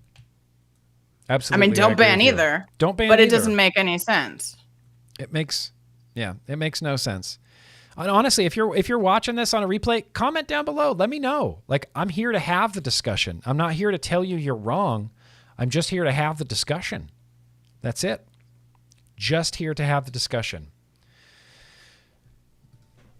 So that's where we're ending up, I guess, with menthol. Everybody get your flavor beads ready, your menthol wrapping papers ready, so that when FDA unilaterally and for no real reason decides to ban menthol cigarettes 10 years from now, when the legislation finally, this rule finally comes out, and we have the feedback period, and we have the lawsuits, and we have House Dems split on the decision, and I'm sure this is going to go smooth. It's a good policy when it's met with the most resistance possible. Mm-hmm. It's a good policy. Because of the MSA isn't affected by menthol cigarettes or regular cigarettes, I don't think. And they don't make more or less. It's just it adds to the pot, basically. It basically just adds to the pot. Yeah, cigarettes will forever be protected. And what I really think is I think our federal government, FDA, just want to straight up ban cigarettes. And I think they know they can't do that, so they're going to try to ban menthol cigarettes. They want to take away as much as possible. I mean, they just do. And if you're cool with that, then let them take it. I'm not. I'd rather they didn't. I don't want anything. I don't want cigarettes banned. I don't want menthol cigarettes banned. I don't want regular cigarettes. I don't want chew banned. I don't want snus banned. I don't want vaping banned. I don't want any of that stuff banned. Is vaping banned in California? No, it's not. No. Not banned. No. Not anyway. Not even a flavor ban. California's been trying for a flavor ban for like 12 years. We got to vote on it now. We got to vote on it. We got to vote on it next year. Yes. Is it? Oh my God. I feel like time is so weird. Yeah, time makes no sense, especially now in quarantine. But ultimately, that's where I land on this subject. And I'm more than willing to listen to anybody, have the conversation. If you have a question for me, shoot it in the comments. Shoot me an email. If you're not comfortable speaking in public, let's have the discussion. I see no reason to ban menthol cigarettes. I think that's craziness. No, and I think that there are way too many unintended consequences that are going to disproportionately affect people of color. Yep, absolutely. That's what I think. 100%, I think that. I agree. Dire thing. If you banned cigarettes outright, you would have to cover the MSA with federal funds. Banning what makes cigarettes marketable makes it the state's problem. Yes, and dire thing. That's a really good point. Banning the menthol, I think, is too severe when they could have a little bit more rational approach to this. Like, ban marketing. Mm-hmm. Ban advertisements. Ban advertisements, ban marketing, ban make all boxes are plain package. It doesn't even differentiate menthol or regular. There's a lot of ways to do this without creating more laws. There's a way to do this without creating more burdensome regulations, without taking away an entire, group's preference of product. That's insane. That's crazy to me, you guys. That's crazy to me. And if you think I'm way wrong, tell me. comment down below and tell me I'm way wrong. Email me and tell me I'm way wrong, because I legitimately, I just want to, you know, I want to get every side of this. And where I stand right now is they should not ban menthol cigarettes. And if they do, they have to be prepared for the unintended consequences of that, which is going to include not good things. Black market menthol cigarettes. Is that really what we're after? Or is that who's to say we don't see another Avale because somebody uses something weird to try to mentholate a cigarette and it winds up burning people's lungs? Yeah, and you can do that. You can fuck up menthol crystals. They're not to be just played around with. They turn from liquid to solids. Right. I use menthol when I make soap, and you can hurt yourself. There are safe usage rates, and if you go above that, things can get dicey. You know. The government. So basically, here's where I land on this. Don't trust the government and don't let them ban shit that is already legal right now. I think that's crazy. Right. Taking race completely out of it, that upsets me to my core, to my libertarian core, that for hundreds of years, they're like, well, this is legal except till today. And everybody who was using it previously, whatever, tough shit, we know better than you, right? Yeah. No ban now you're on criminals. anything, Tracy Kennedy. No ban on anything. I live next to the black market. Mexico, you can get anything, so who knows what's in them. Yeah. Look, as we were talking about, unintended consequences. Exactly. GrimmGreen says, Irishman says, GrimmGreen menthol cigarettes are banned in Ireland. Yep. All it has done is force people to use regular cigarettes, but it is easier. But is it easier to manufacture regular or menthol? Are the manufacturers pushing this? I don't think that the manufacturers are pushing for the menthol ban. I think they're firmly, definitely against the menthol ban. And yeah, I'm not surprised that if they ban menthol cigarettes in Ireland, people would just smoke regular cigarettes. I think from most of the studies, that's by and large what most people who smoke menthols do. They just switch to regular. There's a portion of them that will go illicit market. There's even a tiny portion that may quit. But I believe my understanding is the majority just switch to non-menthol. Yes. I mean, looking at it purely from a anecdotal personal point of view, I was a menthol smoker. Same. If I was 22 years old and they banned menthol cigarettes, I would have just smoked regular cigarettes. Or I probably would have started trying to find my own mentholating solution. I would have bought the flavor beads from Amazon. I would have bought menthol rolling papers. That's probably what I would have done. Yeah. Green-Eyed Lady says I'm 1,000% correct. Well, I thank you, Green-Eyed Lady. I'm not sure what I'm correct about, but I like to think I have some correctness in there. Hey, GrimmGreen, I'm curious how you feel about tobacco sales being cut off people born after a certain date. I don't like that either. Phasing of prohibition. Yeah, that's just prohibition with more steps. That's nothing. That's stupid. That's bullshit. I hate that. I think that's stupid as hell. I think anything that people want to do with cigarettes or combustion or tobacco to stop smoking is just the dumbest shit ever when we have vaping. Right. If you're trying to end cigarette smoking or you're trying to end cancer and lung cancer and emphysema and things like this, and you're not utilizing far, far less harmful vapor products, you're not doing it right. Right. You're doing it completely incorrectly. I think it's crazy that we're going to cut nicotine levels down in cigarettes. Okay, FDA. We're going to ban menthol, cut nicotine down, but keep the combustion and keep regular cigarettes. It's bass backwards to me, and I can't stand it. Can't stand it. Non-coercive measures work better. Non-coercive measures. Okay, I'm sorry. There were some super chats that kind of popped in there. That's right. Shane's still here for the Star Wars. Oh, that's right. We're still going to talk about Star Wars. What is it? 5 right now? Dang, we went for a long time. We did get a little saucy. Ranty there. Yeah, we did get a little saucy and ranty. Yeah, well, that's fine. Mallory Gates says, when you owe the government money, they are quick. Oh, yeah. But when the government owes you money, they take their time. Yeah. That's just the government. That's the way the government works. That's the way state and local governments work. I mean, it's crazy how quick they are. So maybe I shouldn't tell this story. It doesn't matter. But my wife, her driver's license expired. And so they let her know right away, you need a new driver's license. So we go through this whole fucking song and dance to renew the driver's license and all this stuff. And because of a clerical error on the government's part, they shipped it to a way wrong old address in San Diego. Oh, dear. So the only way is to either go down to San Diego. Because of their fault, we have to travel during a pandemic to another city to get the driver's license that should have been mailed here. Or you have to go onto the website, update, redo your address thing, redo this. You have to wait a week, re-log into the website, make sure that your address changed, and then renew your license again. Again? Oh, Jesus. I don't know how anybody could look at the federal government or look at this system and go, I wish they were in charge of more things. How? Why? No. Stop.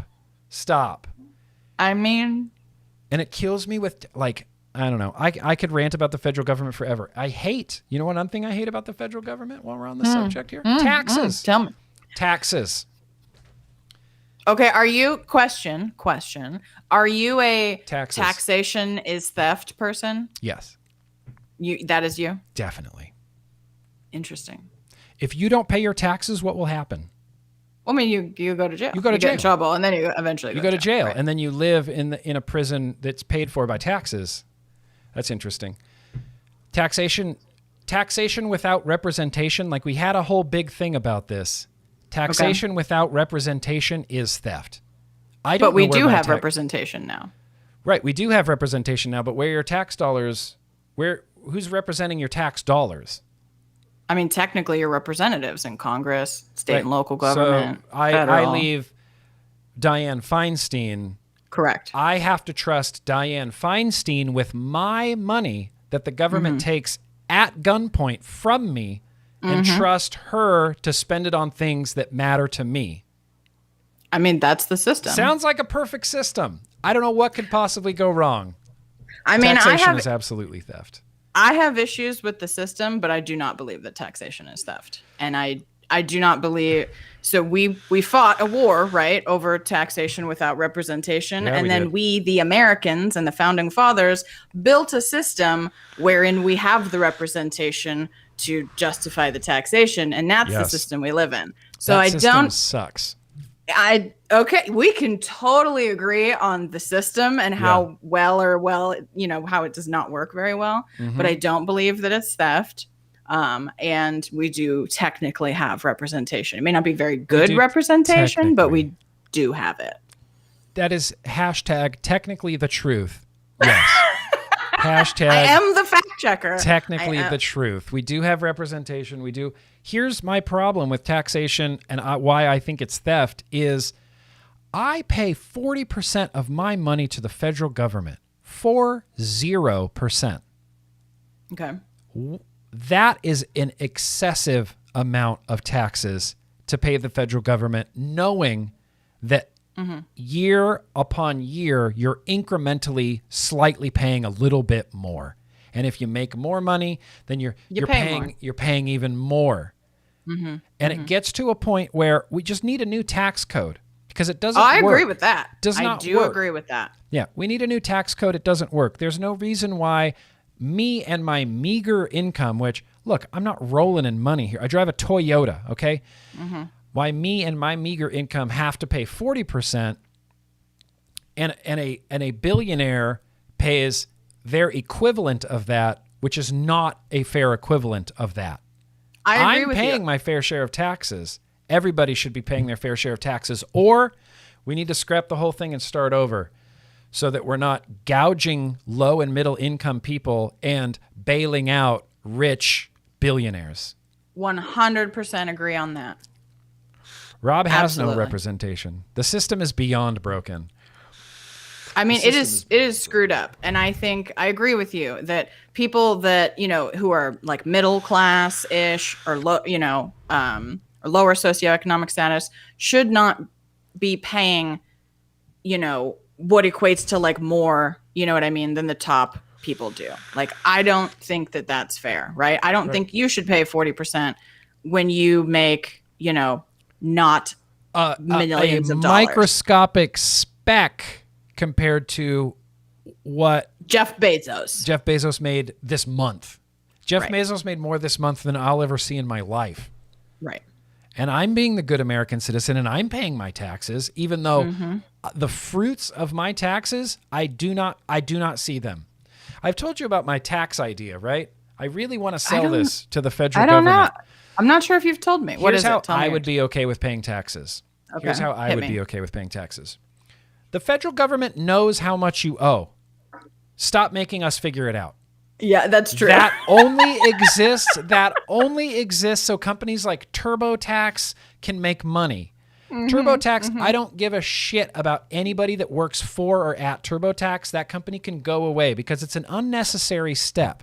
And if you don't get it right, then you'll be punished. But we already know how much, but we're not going to tell you. You need to figure guess, it out and on if your you own. get it wrong, you go to jail. Hey, that's I agree. That's some of the stupidest shit ever. So you should have, imagine like, I know it's going to be hard because it's the government, but imagine like a streamlined, slick government website, which is completely out of the realm of possibility already. Of course, already. If you've ever visited a government website, it's ridiculous. Imagine this government website. You log in with your credentials or whatever. You have your real ID. It scans it. This is your account, and it shows Danielle Jones. Number right underneath it. Here's all the taxes you owe. Right? Pick a bucket where you want your tax dollars to be spent. So there's a big one that says like military, right? And there's a big one that says healthcare. And there's a big one that says homelessness. Education. Yeah, education, right? You can go, I want all my money to go to healthcare. If everybody, healthcare bucket's full. We funded it. It's been funded of our own volition that I get to decide where my tax dollars go. Interesting. Okay.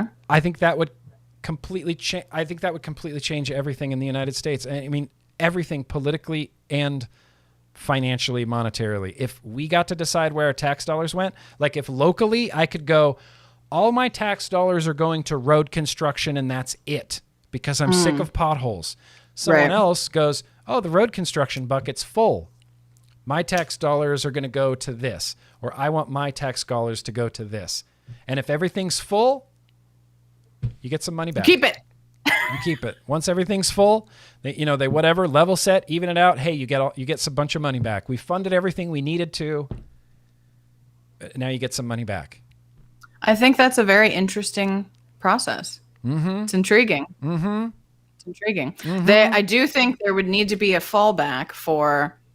There would need to be a way, because it is entirely possible under that system that the general public, a whole bunch of people decide, I'm not going to give my money to education. Right. Well, education still needs money because we have to, make the future generations not dumb. Sure. So there does need to be some way of potentially overriding, or maybe if it's not enough, the person in charge triggers a special session and they come in and they plead their case on national television. Here's and then maybe they take maybe they take another vote or something. There needs to be like a what do you call it? Like an appeal process to that in certain cases, because not everybody's gonna I don't have kids. What if I don't give a fuck about education? You know what I mean? Like I should. Don't have to spend your tax you all dollars should. There.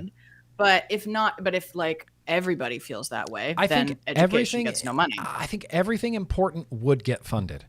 I think everything that matters would get funded, and maybe some other things might not. Like,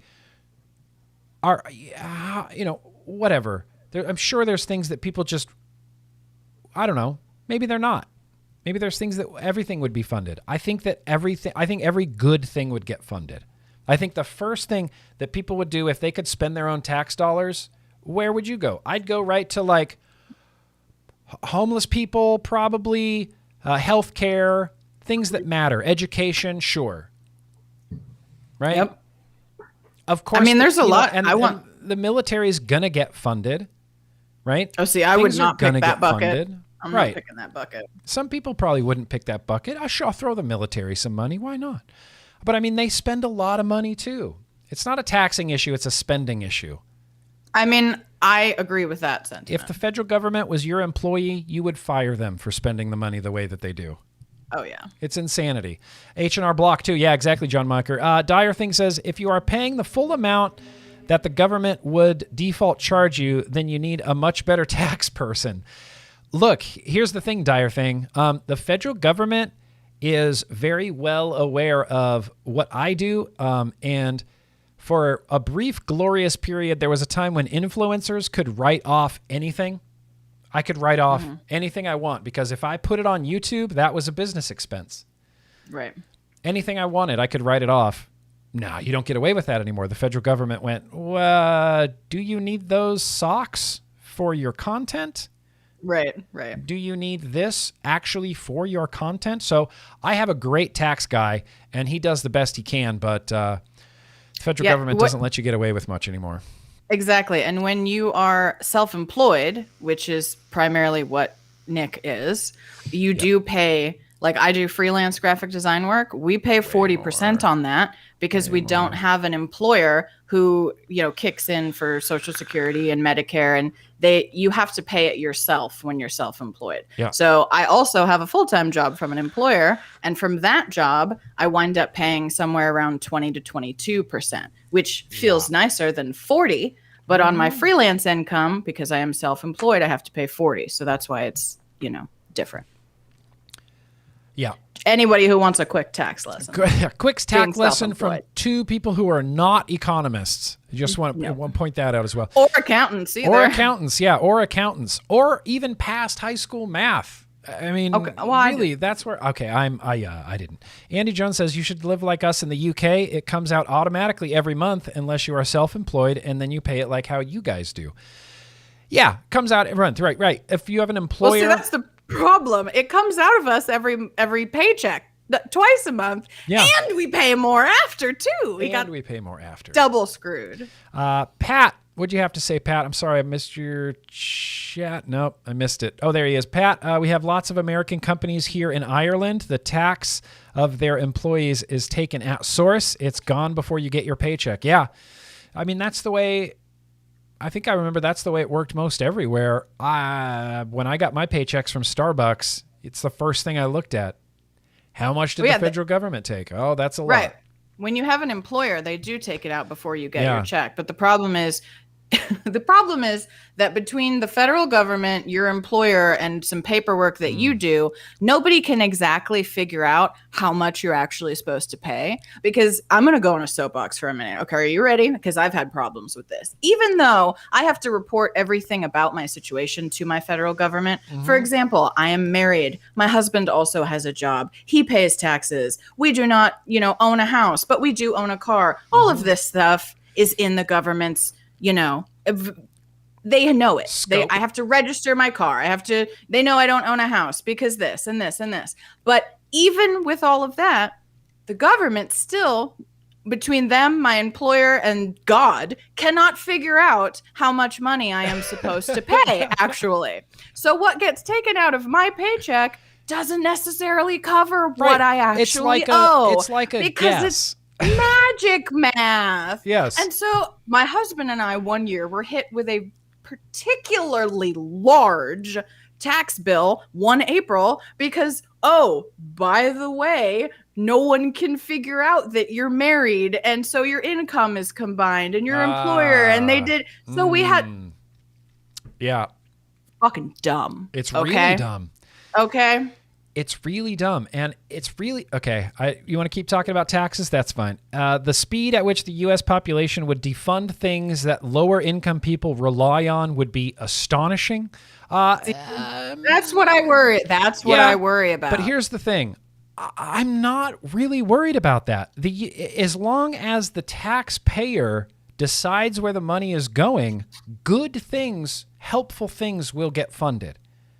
Helpful things will get funded. I personally, I'm not a big... Very optimistic of you. Maybe it's too optimistic, and that just comes from, whatever. I'm just an optimistic person, I guess. I think the helpful things will get funded first. And I personally, and this is why I say I'm a bad libertarian, is if you are a person and you got injured and now you can't work and you have no income, I'm okay with some of my tax dollars going to help you. Like help this person. This is fucking America. This is criminal that this person's, you know, out of a job, homeless, whatever, they're going to lose their house. Please help that person. I would like to help that person. Let's help that person. So me personally, I would fund all of those. That's where all of my tax money would go. Personally, I would rather help the guy on the street than buy another missile. Me personally. So I don't know if maybe that's too optimistic. I don't think there's enough of you. Though. I think the good things would get funded. I think there's a lot more assholes than you realize. That's what I think. Right. I think there's not enough nice people like you. No, I'm not even saying that. Like that, I'm such a nice person that I would fund that stuff. But I'm saying that there are people who are like, there are a lot of people who are like, does that affect me? No, I do not give a fuck. Right. But that's the problem. It's right. And it doesn't really affect me other than it affects me as a citizen of America. That it affects me that way. It affects me in the way that when someone from Canada or Sweden or something flies into LAX and they're like, whoa, I'm in America. And the first thing that they see when they leave the airport is a homeless camp. That affects me. It doesn't affect me directly, but it affects me. I want to be proud of our country. I want people to look at America and go, whoa, look, they have like almost no homeless people now. Look at that. Those Americans, they really did it. I want to believe that people would do the best thing for us, would do the right thing. But then again, look, I don't know. You're right. There's, you know, maybe nobody wants to help the homeless. I don't know. I just think not enough people. There's too many people who are like, well, it's their own fault that they're there, so why should I have to pay for them? I've argued with these people on Twitter, so they exist, and there's kind of a lot of them. But what is nobody will not pay for the police or something? They need money too, but your system I like better than now. Yeah, I love this system. I like getting to decide where my tax dollars go. I mean, that's I just don't you know, disagree with it. Or maybe there's like a minimum, and then above that you get to decide. Sure. I could see that. I feel like your plan could be massaged into a great plan. It really could. I think it could too. And I think people would get more on board the more you kind of massage this, and you know, people would go, oh, okay. Because then we don't have to worry about trying to get in touch with our congresswoman. Okay. Right. We just decide. Right. They're superfluous now. We get to decide. Power to the people. Peridot Vapes, I saw you there. Am sure their argument is based on the fact that menthol induces cutaneous vasodilation, equivalating more nicotine intake, hence more smoking. Oh, I don't know about that. I high school biology maximum here, so I don't know that menthol induces cutaneous vasodilation. It could be. Like this is something worth exploring for sure. Let's see. Let's Google. I mean, maybe not right now, but I'll try to go down the rabbit hole, Peridot Vapes. I definitely will. That's a really interesting. I had never heard that before, that menthol increases the effects of nicotine. So if it increases the effects of nicotine, someone would smoke less though. Because then you're getting more nicotine. And we all know that nicotine users self-titrate. Right. So they wouldn't smoke more. They would probably smoke less if menthol made the cigarette more efficient. I don't know anything about the science, he said, but that makes not super sense to me. That doesn't make super sense, but it's certainly something that worth looking into. Sexy King Phil says, sorry I'm late. Call of Duty called me. That's fine. Look, I'd probably rather be playing Call of Duty. You know. Right? Answer that call. Shane says, we're still doing Salt Nick, or did I miss that? Thursday, Shane. Thursday for Salt Nick, for sure, bro. Sexy King Phil says, if the government is trying to ban menthol, then shouldn't cigarettes in general be banned? If they ban menthol e-liquid, I'll be super pissed. Yes. I mean, if they're banning menthol cigarettes, cigarettes in general should be on the table as well. It's goofy to think otherwise. It doesn't make It what they're doesn't make doing any doesn't sense. make Sorry, any I don't mean sense. to say it's goofy if you think otherwise. I just, like I said, it's going to be hard to get me on the other side of this topic. I like being challenged, and I like hearing, arguments and discussions around it. Right. It's hard. But it's we hard haven't for me. heard a good one to the I haven't contrary. heard a good one yet. It's hard for me to be on the other side of it. And then, Jake Scrapwood. I'm just going to go hide in my hole. Call me when things get better. Jake Scrapwood, I love you, bro. Things are getting better. Things are getting better. We've talked about this before. Tides are changing, man. Tides are changing. And when I first heard about this menthol ban, I thought, oh, this is going to kick it off. This menthol ban is kicking off vaping, the harm reduction argument, the menthol argument, the smoking argument. It's bringing all of this to the surface, I think, in a really big way. My prediction for 5 years from now is that there will not be a menthol ban in place, and that vaping might even be a little bit more accepted in 5 years. We might have some PMTAs in the United States. We might have some PMTAs in the United States. Okay, you guys, so look. Crazy day, crazy topics. Wherever you land, just remember, I don't know what to remember. Just try to see as many sides of things as you can. And that's really what I've been doing with this menthol ban is I'm trying to look at all sides of this, and I'm trying to take in information from all sides of the argument. And sometimes I'll agree and think, yeah, menthol, speaking personally, I smoked menthol because they were minty. I started smoking menthol. I started smoking not because of menthol, but when I started smoking, I instantly gravitated toward menthol. And I kind of think that apart from loving smoking, it was probably menthol that kept me smoking maybe a little bit longer than I should have. But I do not think it should be banned. I do not think it should be banned. I loved menthol, but started on non-menthol. Yeah. And preferred menthol when I discovered that it existed, because I didn't know, nobody gave me a catalog when I was trying to, illicitly get cigarettes as an underage teen. They were just like, here's what you get. I bought these, so you can have one. Yeah, I remember before 2009 when there were flavored cigarettes on the market, they weren't a ton of flavored cigarettes. Camel had a few brands that were one of them was a tiki tropical cigarette that I really, really liked. See, I have zero One of them memory was of any of this. citrus. It was like a citrus orange cigarette that I really, really liked. Really? Yeah. They were expensive. They were much more expensive than regular cigarettes. And so it was one of those I only bought them really on a special occasion. If I'm going to Vegas or something, I'm going to have my tiki tropical cigarettes or my stingers that are bourbon flavored cigarettes. And so I smoked a fuck ton of those cigarettes, and they were more expensive, but they were flavored, and they were honestly pretty delicious. And I never had a flavored cigarette. Yeah, you should. You can now. You should try it. You could get flavor beads. You could have, I don't know, there's all sorts of passion fruit, guava flavors in there. You can have cigarettes all over the place. So look, I'm going to try to put some links down in the description, and that's it. And that's where we're going to leave this. We've been going. Did we run out of time for 2 Star hours. How did we already go for 2 hours?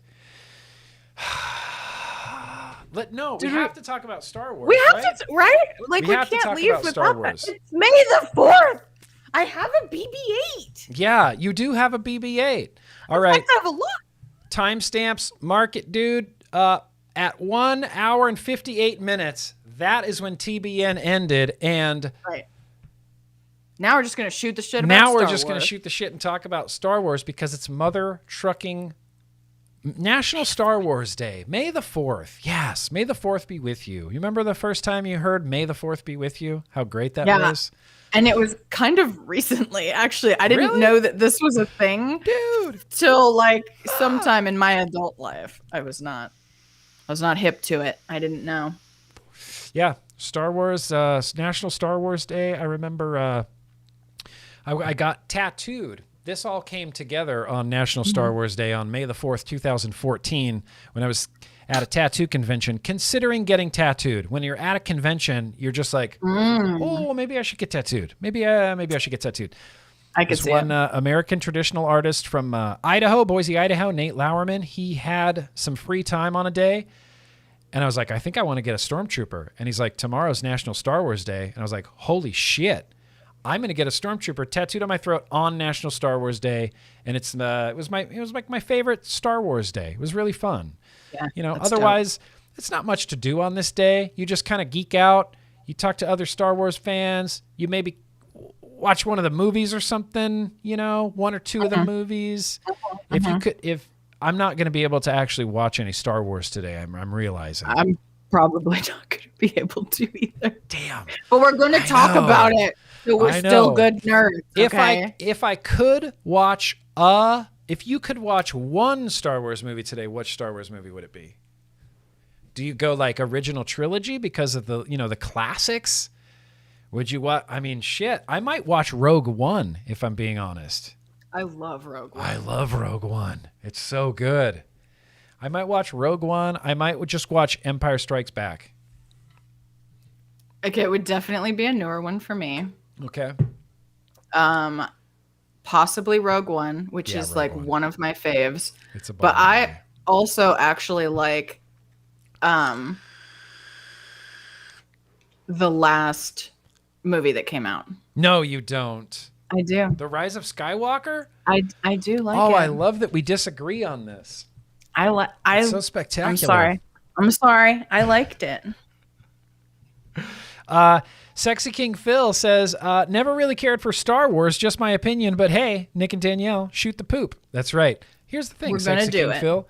You don't have to like Star Wars. That's one of those things like, I don't force Star Wars on anybody. You know, there's so many Star Wars fans. It's like, We don't need to recruit. I don't need to recruit people. Our numbers are fine. Yeah, we're doing great with Star Wars. So if you don't like Star Wars, then, you know, that's fine. Do you like Star Trek? Yeah, any sci-fi, Sexy King Phil? like Any any sci-fi at sci-fi? all? The Bad Batch. Oh, I can't wait for the Bad Batch. I think. Okay, so wait, we have to back up and talk about the Rise of Skywalker real quick. Oh, okay. Sorry. So, the Rise of Skywalker is probably my least favorite Star Wars movie Of all of them, out of all of them, including the prequels. Yes, I would rather watch Attack of the Clones twice. I would rather be forced to learn all of the dialogue from Attack of the Clones and recite it on stage in front of 1 million people in a one-man show than watch The Rise of Skywalker again. Wow. I really dislike it to a grand scale. To a grand feel different scale. About you as a person. I know, a right little bit, now. right. See, but that's the thing about, hate the prequels, and Yeah, I yeah. literally Most people cannot do. hate anything Star than the Warsy prequels. more than I hate the prequels. The acting is so bad. Real bad. That I The dialogue is bad. The story All is of it. not great. Look, I No. don't love the prequels, but I'm saying I would rather be forced to learn the dialogue from Attack of the Clones and perform a one-man show in front of 1 million people nude. Oh my god, you I mean, really you could keep hated that piling on. movie. Nude while people are throwing razor blades at me, and I don't know. Then watch The Rise of Skywalker again. I watched it. I saw it twice in the theater. I went and saw it once in the theater, Okay. and my first viewing in the theater, I was kind of like, okay, that was a big movie, and it was You need a Star minute? Warsy, and I don't really like, what was that? Well, okay. Yeah. And so I kept thinking about it, went and saw it again the next night. Mm-hmm. Didn't enjoy it as much. Started thinking, oh that. What Oh, didn't yeah, you that like? part. Oh yeah, that part. Oh yeah, that What? part. What didn't you like? What? Just, and I'm not saying this to be like condescending or demeaning to you in Okay, any way. okay, What okay. is the storyline of The Rise of Skywalker? Oh man. I mean, like it's the finishing out of Sure. basically Right, but what's the story? the arc, right? What's the story? What Well, I also story were haven't we watched told? it in a minute. And What this is story bad. were we told? we were definitely told the story of Ray. Were we? Yeah, Did we get new information about Ray? we did. We found out who her family was. Right, that she was a Palpatine. Right. That she was the... And that wasn't weird for you that Palpatine was suddenly back with no explanation, and that Ray yes, was his granddaughter? I was hoping for something different. I will give you that. I was hoping for something different. But, I mean, okay, that's where they decided to go with it. Him actually coming back was a little bizarre. I would have probably liked it if he didn't come back, but we just found out that's who she was. Like, that could have worked. But I mean, so we found out Ray's and you're cool with that. Like you're like, Rey is the granddaughter of Emperor Palpatine, and I like this. This is an acceptable story to me. It's an acceptable. I wouldn't say I liked it. I'm not trying to rag on. I'm not trying. I would just say it's what they chose to do. I really appreciated. Now I'm having brain farts because I'm nervous under pressure, and so I can't making you remember. Your thing, I know. So I'm getting nervous, and so look at me. I'm fucking gatekeeping Star Wars. I'm not gatekeeping Star Wars. Kylo Ren's character arc. Yeah, I loved. I very much appreciated how he changed as a character, and that his love for Rey really transformed him as a person. Mm-hmm. Also, his parents helped. I really appreciated that character arc. Yes. It meant a lot to me. Their relationship throughout the whole, episodic, situation. I wish they didn't kiss. That fucking ruined it all. That just ruined it. I could have. I'm neutral on that. Kiss, don't kiss. See, Ben, in the sequel trilogy, Ben Solo is the only compelling character to me. I like him a lot. I don't care for anybody else. I'm sorry. I don't care for Finn. That character was wasted. I don't care about Poe. He was supposed to be wisecracking. Don't care about Poe. Don't really care about Rey, but I get the appeal, and I enjoy. Some people really had this vendetta against Rey, and I think it's ridiculous. She was a little bit overpowered and didn't train or whatever. There was some flaws with Rey's character. Right. She's a Palpatine, whatever that means. I agree with you on Finn. I could have done without him completely. I kind of liked everybody else. I was into everybody else. Ben Solo was the character that kept me watching the sequel trilogy. Agreed. I liked Kylo Ren. I like Ben. I think he's a really compelling character. I think he's very deep character. He had a really rich story, and it kind of was centric around him. And it upsets me that the first two movies in the trilogy were sort of centric around Ben Solo and his relationship with Vader and the Force and pulling to the light side, and this friend that he found in Rey, like someone who treated him well and someone who's, people didn't treat him well, so he's found this thing. And it was like building to this really cool thing. And then in The Rise of Skywalker, Ben's character reverts completely back to the dark side and then just turns good and then dies. They took his character and were like, wow, look at this great character we made. And just spit on it and dumped him on the ground. Ben Solo deserved better. I disagree a little bit with that. I followed it. I thought it made sense to me. Basically, what wound up happening is that he, like you said, he, dark side, la la la. Right. But then he found Rey. Right. And his draw to her, this attraction, this magnetic, it's more than attraction or romance. It's like they were weird soulmates or something. They were a dyad in the Force. Don't you remember? Right, exactly. A dyad. I don't know the hard. That's because that's not a thing. He made it up for that movie. Oh, all right. Well, to me, it felt like they had this irrefutable connection. Absolutely. And when Rey wouldn't come to the dark side with him, well, he got real angry about it first, and he, as sometimes the men do, no offense to the men, but you do it sometimes. I mean, it's bullshit. I'm just saying. I don't have a temper. I'm just kidding. Okay. so he threw a temper tantrum first, got real crazy about it, because sometimes the men, when they can't have the thing, they get mad, and then they pretend they don't want the thing. They temper tantrum, and they pretend they don't want it, but they really still do. So then he comes to this realization that she's not going to turn. You know what I mean? It's not going to happen. So he has to pick.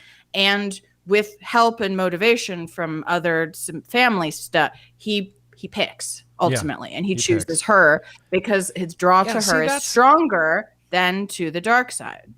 I agree with you, Milton. I think the kiss was really strange. It felt awkward.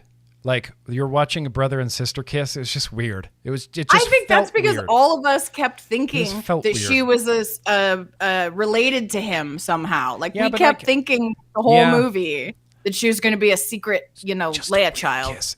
That and listen, I'm not going to just sit here and pick apart The Rise of Skywalker. I appreciate that. I don't like that movie because I don't think there's a story to it. I think it's an adventure quest of like finding little gadgets and stuff.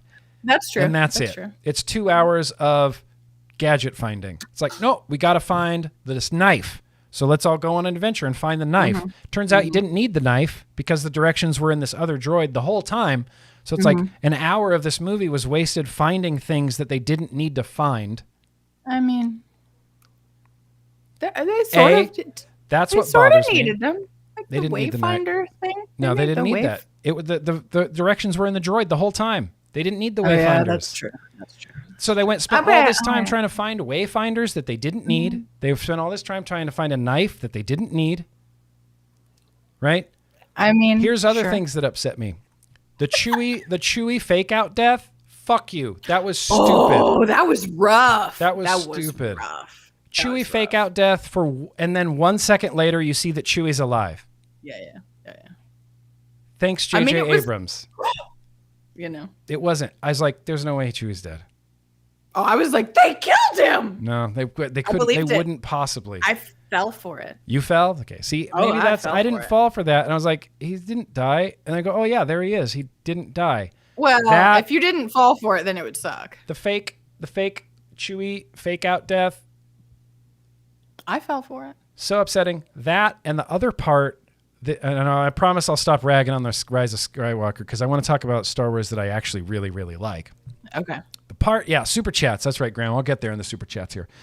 The other part I didn't like at all was what the hell did they do to General Hux's character?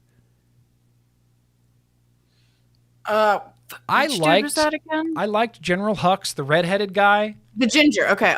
Who was when at the beginning of the Rise of Skywalker, they kept talking about that didn't make any sense to me. There's a spy inside the First Order, and we're going to go find out who it is. And then the way they reveal it is he just goes, "I'm the spy." Yeah, I was like oh. I'll give you that. Weak ass storytelling. I'll give you that. That is some weak. I will give you that. Weak storytelling. If you haven't seen these movies by now, I mean, this is your own fault. I'm sorry. Yeah, sorry, spoilers. There's like a 3-month, 6-month moratorium on this, and then after that, you're on your own. No spoiler warnings. That's the Danielle rule. Okay, if it's been more than 6 months. Oh yeah, that's like an internet rule too.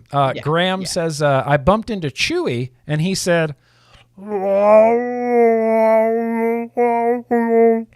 Roughly translated from Wookiee to English, give Nick $5. Damn it, Chewie. Coming through in a pinch.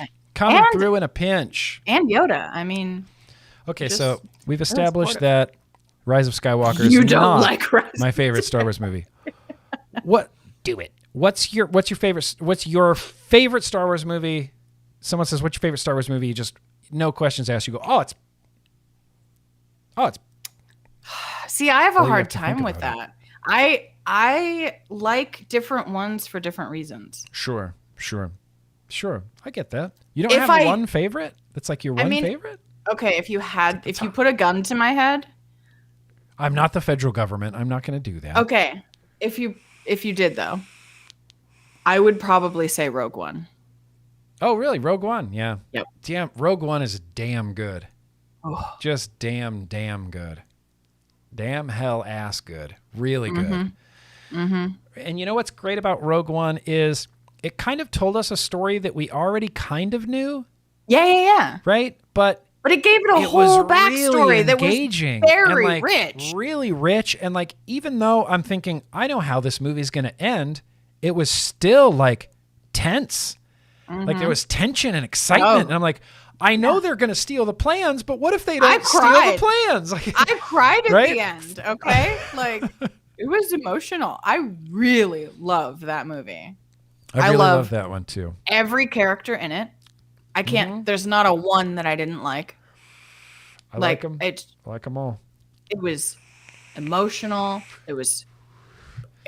Plus, you know, you get some gratuitous Vader action, which you can't.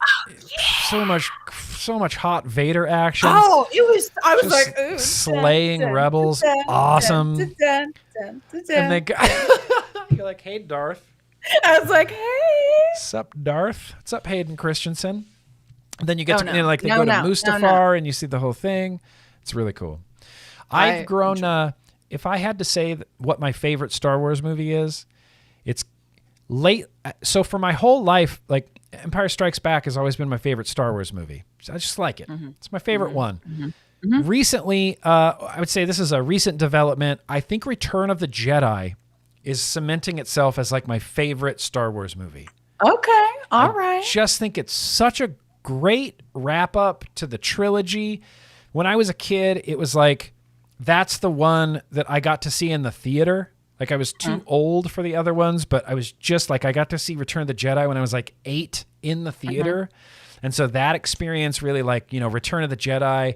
And honestly, everybody's in their prime in this movie. Luke Skywalker in his prime. Vader, he's just shiny and evil and primey. And you get to see the Emperor and he's just so fucking evil. And he shoots electricity and you're like, oh my, you know, Jedi is like, it's Jedi. I don't know. I just really love Return of the Jedi. I think it's my favorite. Which I realize isn't a popular opinion. I mean, so I come at this a little bit differently in my defense because I didn't see the original trilogy until I was an adult. Oh, okay. I didn't like grow up with it the way that everybody else did. So I have, you know, that's why when I pick my all-time favorite, it's one of the newer ones. Like that's fine. Everybody's going to call me a bad nerd. I get it. It's fine. I'm not going to judge you unless you said Rise of Skywalker was your favorite. No, I'm just kidding. Rogue I One wouldn't even judge you then. Rogue One is my favorite. But I have a different relationship with them because I don't have the nostalgia that a lot of other people do with them. Yeah. Because that wasn't, like I didn't, you know, that's not when I saw them. I saw them as an adult. Yeah. And so, you know, as an adult, also a particular type of adult who loves sci-fi, but is a little picky about movies made in the 80s and before. They have sort of an air to them that I'm just like, I like that. I like that. It feels very, I don't know, like cinematic to me. Like I love watching old, like especially anything from the 70s. I love the 70s, man. Like the original Christopher Reeve with Superman, Christopher Reeve. I love it. That's one of my favorite movies of all time. I can't. I'm like 90s and forward for the most part. Really? That's really interesting. I feel like movies got really good in the 90s. That is my outlook on life. And we don't need to agree on that. I don't feel like I don't need to convert you. That's just how I feel. Sure. And so I don't tend to like a lot before that. And so Star Wars kind of has that. You know, I give it a pass because I do like it so much. Sure. But it does have that like can you look at old movies and go, is there an appreciation, or you just go, no, I don't want to watch it. I don't care. Like my husband can convince me to watch an older movie, but he has to like make a PowerPoint presentation. Okay. Really? He's like, you're going to love it because of this. And it's got this person that you like and the plot. And he has to like, oh no. Cause we have this game that we play, you guys. If you're married or with a significant other, this is a great game. We trade movies, right? So sometimes there's a dry spell of content that you're both into that's new, right? You don't have anything. So I get to pick a movie that he probably doesn't want to watch. And then when we're done, it's his turn and he gets to pick one that I probably don't want to watch. Right. And we trade. We trade. And so we're currently right now, it's my turn and I have to find something because he already has like, I think he wants me to watch like Final Countdown or something. I can't remember. Like he always picks older movies and I'm like, but he'll like, it's because older movies are good. Danielle Jones, they're so good. I mean, you need to tell me that you don't like, not even like Ghostbusters. Oh my God. Like that my was like husband 1983, 1984. My husband loves them. I can't stand them. Really? Ghostbusters? You can't Not watch. my- Oh man, It's too Ghostbusters is goofy. legendary. It's too goofy. Okay, I I don't mean it like is pretty when goofy. I don't like goofy. You don't like I'm goofy? I have a very particular type of comedy that I like, and it's like, do you know who Aaron Sorkin is? Yeah, yeah. I like that, or I like Sure. Avengers, or like Marvel, but I Yeah. don't like full tilt camp ridiculous. Would never actually happen. This is just a joke. That's I don't. interesting. I can't do it. I can't do it. I don't like Okay, it. well, look, I get that. Also, there's just some really good old movies that I think are just really good. It's like, Apocalypse Now and like Citizen Never saw it. Kane and like these like Didn't see it. monumental Hollywood films that were, a big deal. There's really good movies. I think you're you're robbing I like Breakfast yourself Club. of like entertainment. Oh yeah, Breakfast Club's Breakfast great. Club. I got down with that. Yeah, Breakfast Club's great. I'm sure Breakfast if Club's I had awesome. I don't know, name other popular, because there's some exceptions, right? There's a few exceptions that I will grant. I don't know. I can't think. I'm drawing a complete blank in my mind. Dope 80s movies. Chat, go. Dope Tell me 80s what you movies, go. Okay, so like the John Hughes stuff, like Breakfast Club, did you ever watch like 16 Candles? I did watch 16 Candles. Okay. Are there more? Yeah, John Hughes did a few ones. Like what else did he do? Uncle Buck. He did Home Alone. You can't tell me you don't like Home Alone. I saw those. I'm not going to rewatch them, but I did see them. Really? See, I watch Home Alone like every Christmas. It's like one of my favorite Christmas movies. I mean, I grew up with them as a kid, so like I get it, but Right. nah, not as a grown You're up. just not into it now? Not as a grown-up. Oh, No. See, I feel like Danielle's going on 63 years old right here. I mean, I will agree with you. Just give me I a am butterscotch boring old candy and person. put me in front of my stories, I mean, a little bit. So wait, what? Okay, Dead Poets Society. I like. Okay, I'm looking at chat now. They're giving. Oh yeah, us Dead Poets Society. Event Horizon. Hell yeah, but wasn't that 90s? That was 90s. Yeah, Event Horizon see? rules. Oh, Breakfast Club. rules. Oh, did you ever watch Blade Runner? Oh, That's the sci-fi. original. That's a Harrison Ford sci-fi dystopian future kind of thing. I don't think I ever saw the original, but I did see the remake. It's pretty. Oh, the remake's pretty good. Pretty in Pink. That was another one. Oh yeah, I saw that one. Pretty in Pink. Okay. Goonies. No. Goonies. Nah. Goonies. Nope. Bill and Ted. Nope. Any of the Jurassic Park movies? Yes, all the Jurassic Park movies. Okay. Back to the Future. Okay, I have seen them all because my husband loves them, but it's not. They're my jam. great. I need to hang out with. I need to hang out with Josh a lot. You more. guys like all the Definitely. same things. Yeah. You want to watch Back to the Future? Loves them. He loves Ghostbusters. He loves Back to the Future. I'm like, I will tolerate it because I adore you as a human, but Right. it's not what I would Yeah. pick. See, that's interesting. Jurassic Park. Yeah. Goonies. Really not the. What about Ferris Bueller's Day Off? Okay, definitely saw that because my mom is like one of her favorite movies of all time. So yes, good. saw that. So Saw that. good. Wait, have you rewatched it? Like, because I feel like there's a difference between like, oh, I've watched Ferris Bueller's Day Off, but I personally have seen Ferris Bueller's Day Off an innumerable amount of times. Okay. I saw it a bunch because I feel when I was younger, because it was like, you know how they used to play movies on TV and like when it hit the TV, they played it over and over and over and over and over. Yeah. So I've seen it a bunch of times because of that. But as an adult, I have not chosen to chose to rewatch it. No. Really? That hasn't Interesting. I'm learning so much about Danielle Jones. The Never-Ending Story. Saw it as a kid. Okay. But not really since then. Princess Bride. No. What about The Princess Bride? Come on. Classic. So fucking goofy. Classic. So goofy. You I don't you have a thing like against it. like hijinks and shenanigans, don't you? Yes. That is not. I do not like that, you guys. I am so sorry, but I just don't like it. I do not like hijinks. I do not appreciate shenanigans. No, I don't. I love it so much. Holy crap. Beetlejuice. Oh, okay. I do like that. Yeah, Beetlejuice. That's a little bit goofy, don't you think? It is. Definitely it is. But for some reason I gave it a pass. Don't ask me why. Look, it's your personal opinion. No, look, I'm not trying to. I don't want you to think I'm like gatekeeping you or trying to like make you feel. Oh no, bad I for your have choices. this kind of people are fascinated by the peculiarities of my taste. Yeah, I'm perfectly fine. I'm perfectly really happy. It's not just you, although you is fascinating. But like, if anybody has like one of those opinions that's like not really with the unpopular opinions. I love that. I have them. I really am fascinated by unpopular opinions. I have a lot of them. Movies, food, music, food. all kinds of unpopular. Well, maybe not music. Willow. Did you ever see Willow? Jim Henson, George Lucas, Val Kilmer. It's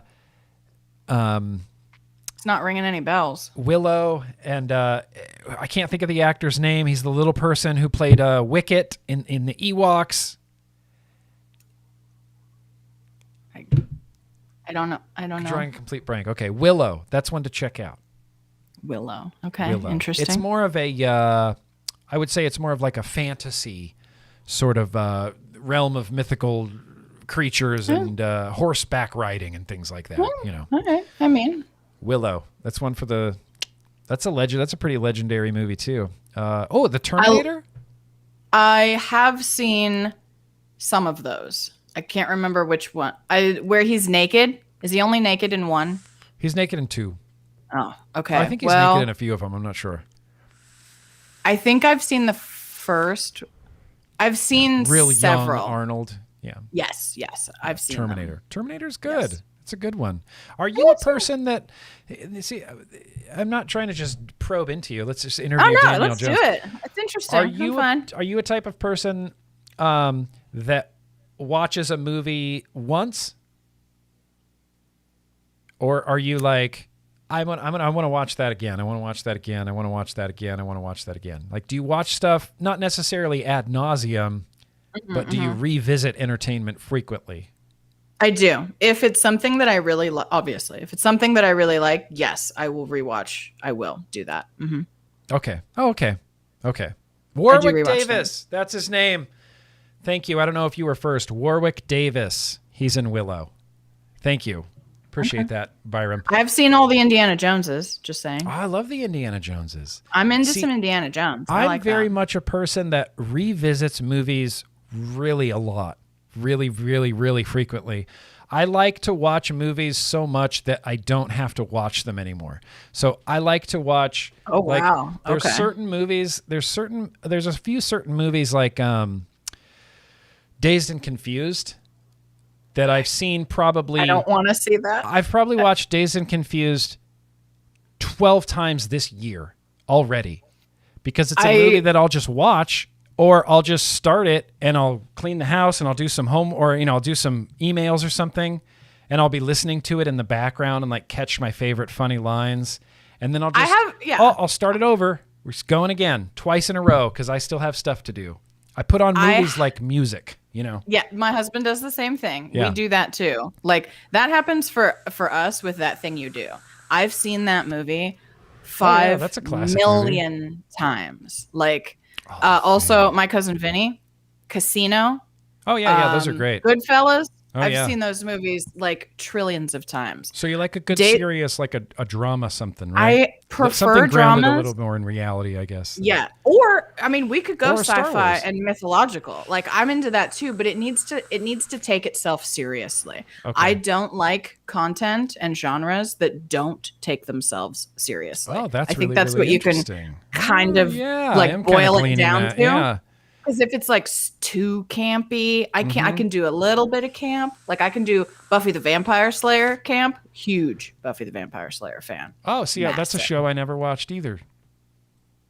I think you'd like it, actually. I can do that, but like other types of things I can't do. But I tend to like grounded things that take themselves seriously. I am almost... I mean, I do love a good grounded. I like long movies that are like slow burners. You know, I like a story that takes 3 hours to tell because I know it's going to be a good story.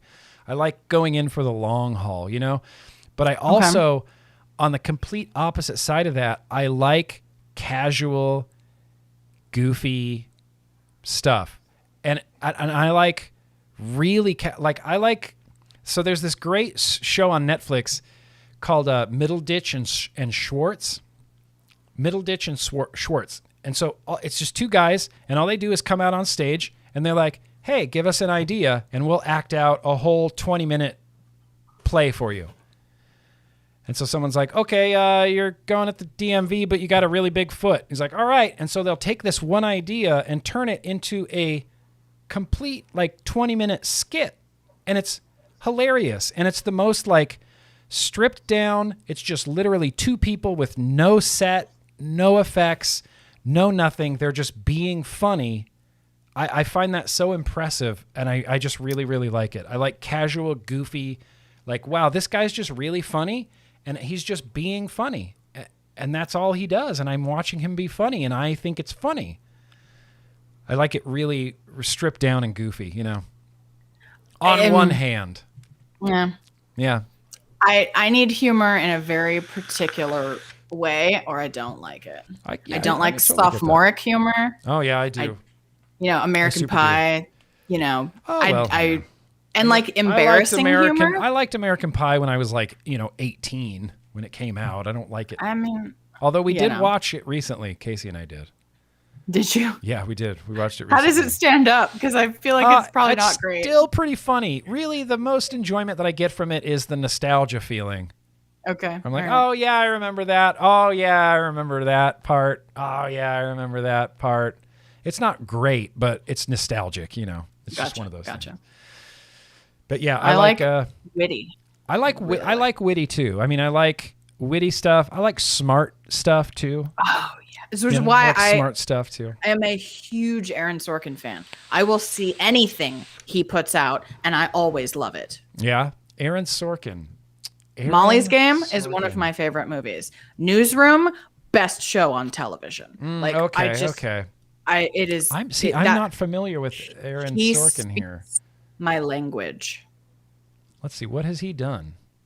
Okay, let's not as much. He worked on The West Wing, right? Everybody? I think that's correct. Yeah, West Wing.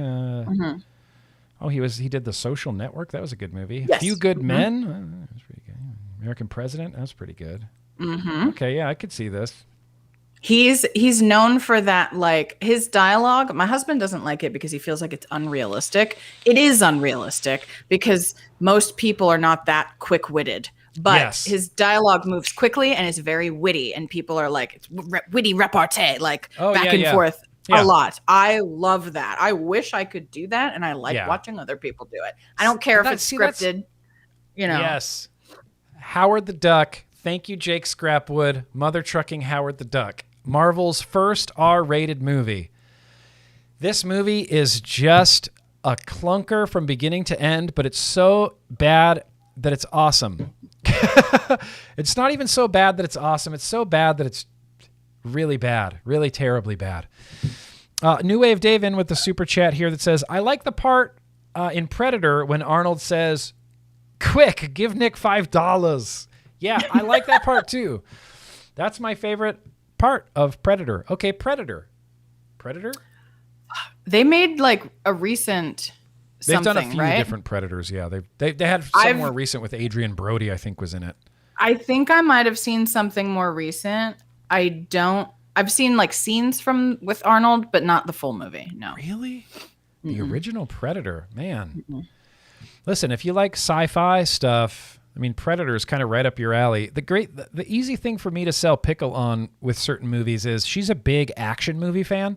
Like, she loves action movies. Not just action movies, but like the genre of action movies. Like all of the crappy dialogue, all of the terrible storylines, all of like the over-the-top action. She just loves the shit out of it. Loves it. Like she loves like Michael Bay movies, like Con Air and The Rock. Okay. All of the Die Hard movies, all of the Lethal Weapon movies, like action I can get movies. Down with some of that. Actually, fires and explosions. She just goes bananas. She just loves Josh. He just had his pick, and it was the shit. It was a Die Hard. The shit. And it was the one with the Simon Says bad guy. Oh, Die Hard 3. Yeah. Yeah, we just watched that. That's a good one. I know about them, but I haven't like watch them. I won't lie. Like Yeah. it's fine. Like if Josh is like, I really want to watch Die Hard, I'm like, sure, why not? But I'm not gonna be like, I feel like watching Die Hard. Like, it's just of my own volition, I'm gonna make the decision to go watch Die Hard. Right? Yeah, that's not gonna happen. No, if I'm doing a movie like that, I mean, see what happens. Sorry, I'm glad we kept this on topic with Star Wars, though. This is great. We expanded from Star Wars just into random cinema. That's fine. Legion Vapes, I agree with you. Anything by Jackie Chan, I totally agree. Total Recall, yeah, Total Recall. So many good movies. The Howling, so good. Cool World, not as good, but I'm glad that you like it. District 9, incredible. It's so bad. District Everybody 9's here incredible. wants to know. There's all these what movies. movies like, does do you Danielle like not like? What movies does Danielle not do you like? want to know? Do you want to know? If you want to wrap this up, I understand. There's one that my husband and I constantly have a disagreement over. What's this? I hate this movie, and he just loves it. Okay. You don't even remember the name. Wow, such disrespect. It's the oh my God, Just what kidding. is it? It's the dude. The Big Lebowski. I hate that movie. I Really? I abhor it. Like, All right, well, I Danielle can't. sure had a good run as my co-host on TBN, but unfortunately, from this day forward, I will be doing this alone now. That's crazy. That's fine if you don't I like know, the Big Lebowski. unpopular opinion. We feud about it probably once a month. Like, it's a sensitive See, issue. it's one of those. That's funny. That's really funny because it's not a movie for everybody. In fact, the first 2 times I watched The Big Lebowski, I don't get it. Didn't like it? Yeah. Don't like it. Yeah. Don't like it. Don't get it. Watched it a few more times. I was like, oh, okay. And then I watched it with people who enjoyed it, and I went, oh, okay, this is great. And The Big Lebowski is one of those movies like Dazed and Confused that I'll just watch. See, I don't like that one either. Just loop it. Just loop it. I'm not Luke the Big I know Lebowski. everyone is going to be so upset. I don't like The Big Lebowski and I don't like Dazed and Confused. I'm really sorry, you guys. Oh, no, that's okay. Look. No, look at them in chat. They're losing their minds. Look, I know. I still love you guys. Just Yeah. so you know, I still love you. I hope you can still love me. Here's the thing. But I just don't like it. What we're going to do now here on TBN is we're just going to make a bunch of Big Lebowski jokes all the time that you won't be involved in. You're going to feel so left out that you're going to force yourself to watch the movie just to be part of the jokes. Just kidding. But there's Big this. Lebowski. It's one of those cult classic movies that I just love. I've dressed up as the dude for Halloween twice. I just don't like it. I don't. He's so ridiculous. Like no one would be that ridiculous. Well, yeah, but I mean, I just don't. It's too ridiculous for me. I can't do it. It's pretty ridiculous. I'm really interested in this. I would like to just start a movie stream with you just to discuss why people do and don't like movies. And what appeals to people, what resonates with people. I find this all really very fascinating. And it's so interesting to me to hear, because you have that gut reaction. When you say, I hate The Big Lebowski, my gut reaction is what? What do you mean? How? That's my instant gut reaction. But then really, if I think about it, I'm like, that's really interestingly fascinating to me, because I'm sure there's things that other people just love with a passion that I would go, I don't like it. I don't care. Nope. Don't care. Don't like it. So we all have that things, obviously opinions, right? It's just interesting to see what resonates with people, what doesn't, what people find funny. And there's some people that they'll love The Big Lebowski, but they'll love nothing else that the Coen brothers have directed. They've directed a whole mess of movies. If you're not the Coen brothers, I like the Coens. I like most everything they've done. I don't like Burn After Reading, but it's whatever. It's kind of a whatever movie. I thought that one was I think I've seen a lot of Coen brothers, but I don't remember what's theirs. So you'd have to give me titles and I'd be like, yeah, nope. Yeah, nope. Here's one for you. Here's where we'll wrap this up. Ian Covenant, for the win. Eternal Sunshine of the Spotless Mind. Danielle, your thoughts? That's the one. I forget movie titles, you guys. Jim Carrey, Kate Winslet. With the memory The thing, Hobbit. right? Yeah. Okay. Love that movie. So good. Okay. Yes. High five. Yes. Yeah. High five. Bink. Yeah, I just watched that recently. Incredible movie. Incredible movie. No, for sure. For sure. All right. Well, see, look, we can agree on some things and we can disagree on some things. And what's great is at the end of the day, you loving Rise of Skywalker affects me zero. Zero. Right? Pretty much. It doesn't affect my enjoyment of Star Wars. It doesn't affect my appreciation of anything Star Wars. It doesn't affect me in my day-to-day life literally at all. So I don't mind if people like things that I don't, and I don't mind if people like silly things, because ultimately it affects you zero. So just enjoy what you enjoy and like what you like, because liking things shouldn't be like a struggle. No. It bothers me. Gatekeeping bothers me, and I feel like I gatekept you a little bit about Star Wars, so I apologize. I'm used to it. Because I do it to myself. gatekeeping bothers me. It bothers me when people are like, oh, yeah, I love Slayer. Oh, really? Why don't you name 3 of their albums? It's like, oh, hey, fuck you. I don't have to name 3 of their albums to be a fan of Slayer. I don't have to know all the words to Rain and Blood to be a fan of Slayer. I don't have to have watched all the Star Wars movies to be a fan of Star Wars. No. If you like something, then you're a real fan. And you don't let these hardcore fans tell you that you're not a real fan. I see it happening all the time in gaming, and I don't even game. I mean, yeah, I get what you're saying. People constantly talk about like real gamers. Like, oh, I'm a real gamer. Like, yeah. No, I know what you're talking. I sometimes feel as though I'm not a good enough Star Wars fan because I didn't grow up with it, and I don't like know all the things but I really like it a lot. Yeah, I'm not a trivia whore, you know. Yeah. I don't know all the things. I sometimes need to be reminded with the plot to know, like, if you're just like movie title, I'm like, which plot was that again? Like, I need some help, but I also need that with like everything. Yeah. So, you know, you're like Eternal Sunshine, and I'm like, what? Who was in that again? Yeah. Right. Okay. Liked it. You know, I need help. So. I need it. I need the help. Yeah. Well, and that's just, you know, I think if someone tells you you're not a real fan of something, you can just tell them to shut up. That's all. You're not a real fan. You didn't see the Star Wars holiday special. I did not.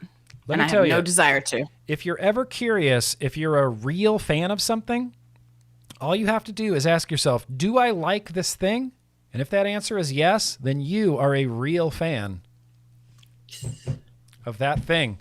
No gatekeeping, Nick Nolan. No gatekeeping. Anyway, I think we're going to wrap this up. We've been going. This is the longest TBN in recorded history. This is this is 2 hours and 42 minutes of TBN.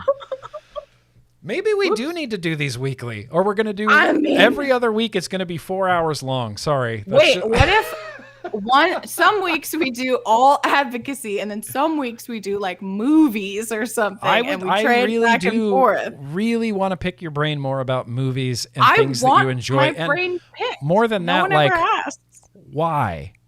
I want to know the why. I'm a thoughtful person. I have reasons. I have reasons for my unpopular opinions. Okay, I have reasons. Yeah, and I want to know them all. So. TBN's getting just more diverse every single day. Vote in the comments, guys. If you want a weekly, but we talk about something, let us know. You can just list movies in the chat, and Danielle can just go, no. I felt so bad. There were so many movies. I was trying to respond in chat, like that one, that one. Yeah.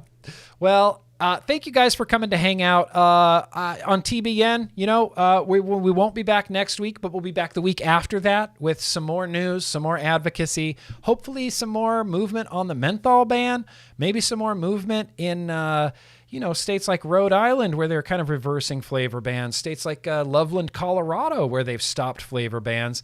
Hopefully we get a lot more traction like that, you guys. But seriously, thank you guys so much for coming out. Really appreciate it. Thank you for being involved, and thank you for caring. And honestly, thank you for hanging out at the end and goofing off with us for basically a full other stream. Because that's basically what happened. That's pretty much I think it's my fault. I'm going to take responsibility. I think it's my fault. Oh, come on. Come on. You know whose fault it is. It's Glancy's fault. Ooh. Yep. Watch out, Glancy. Watch out, Glancy. Anyway, No, that's not.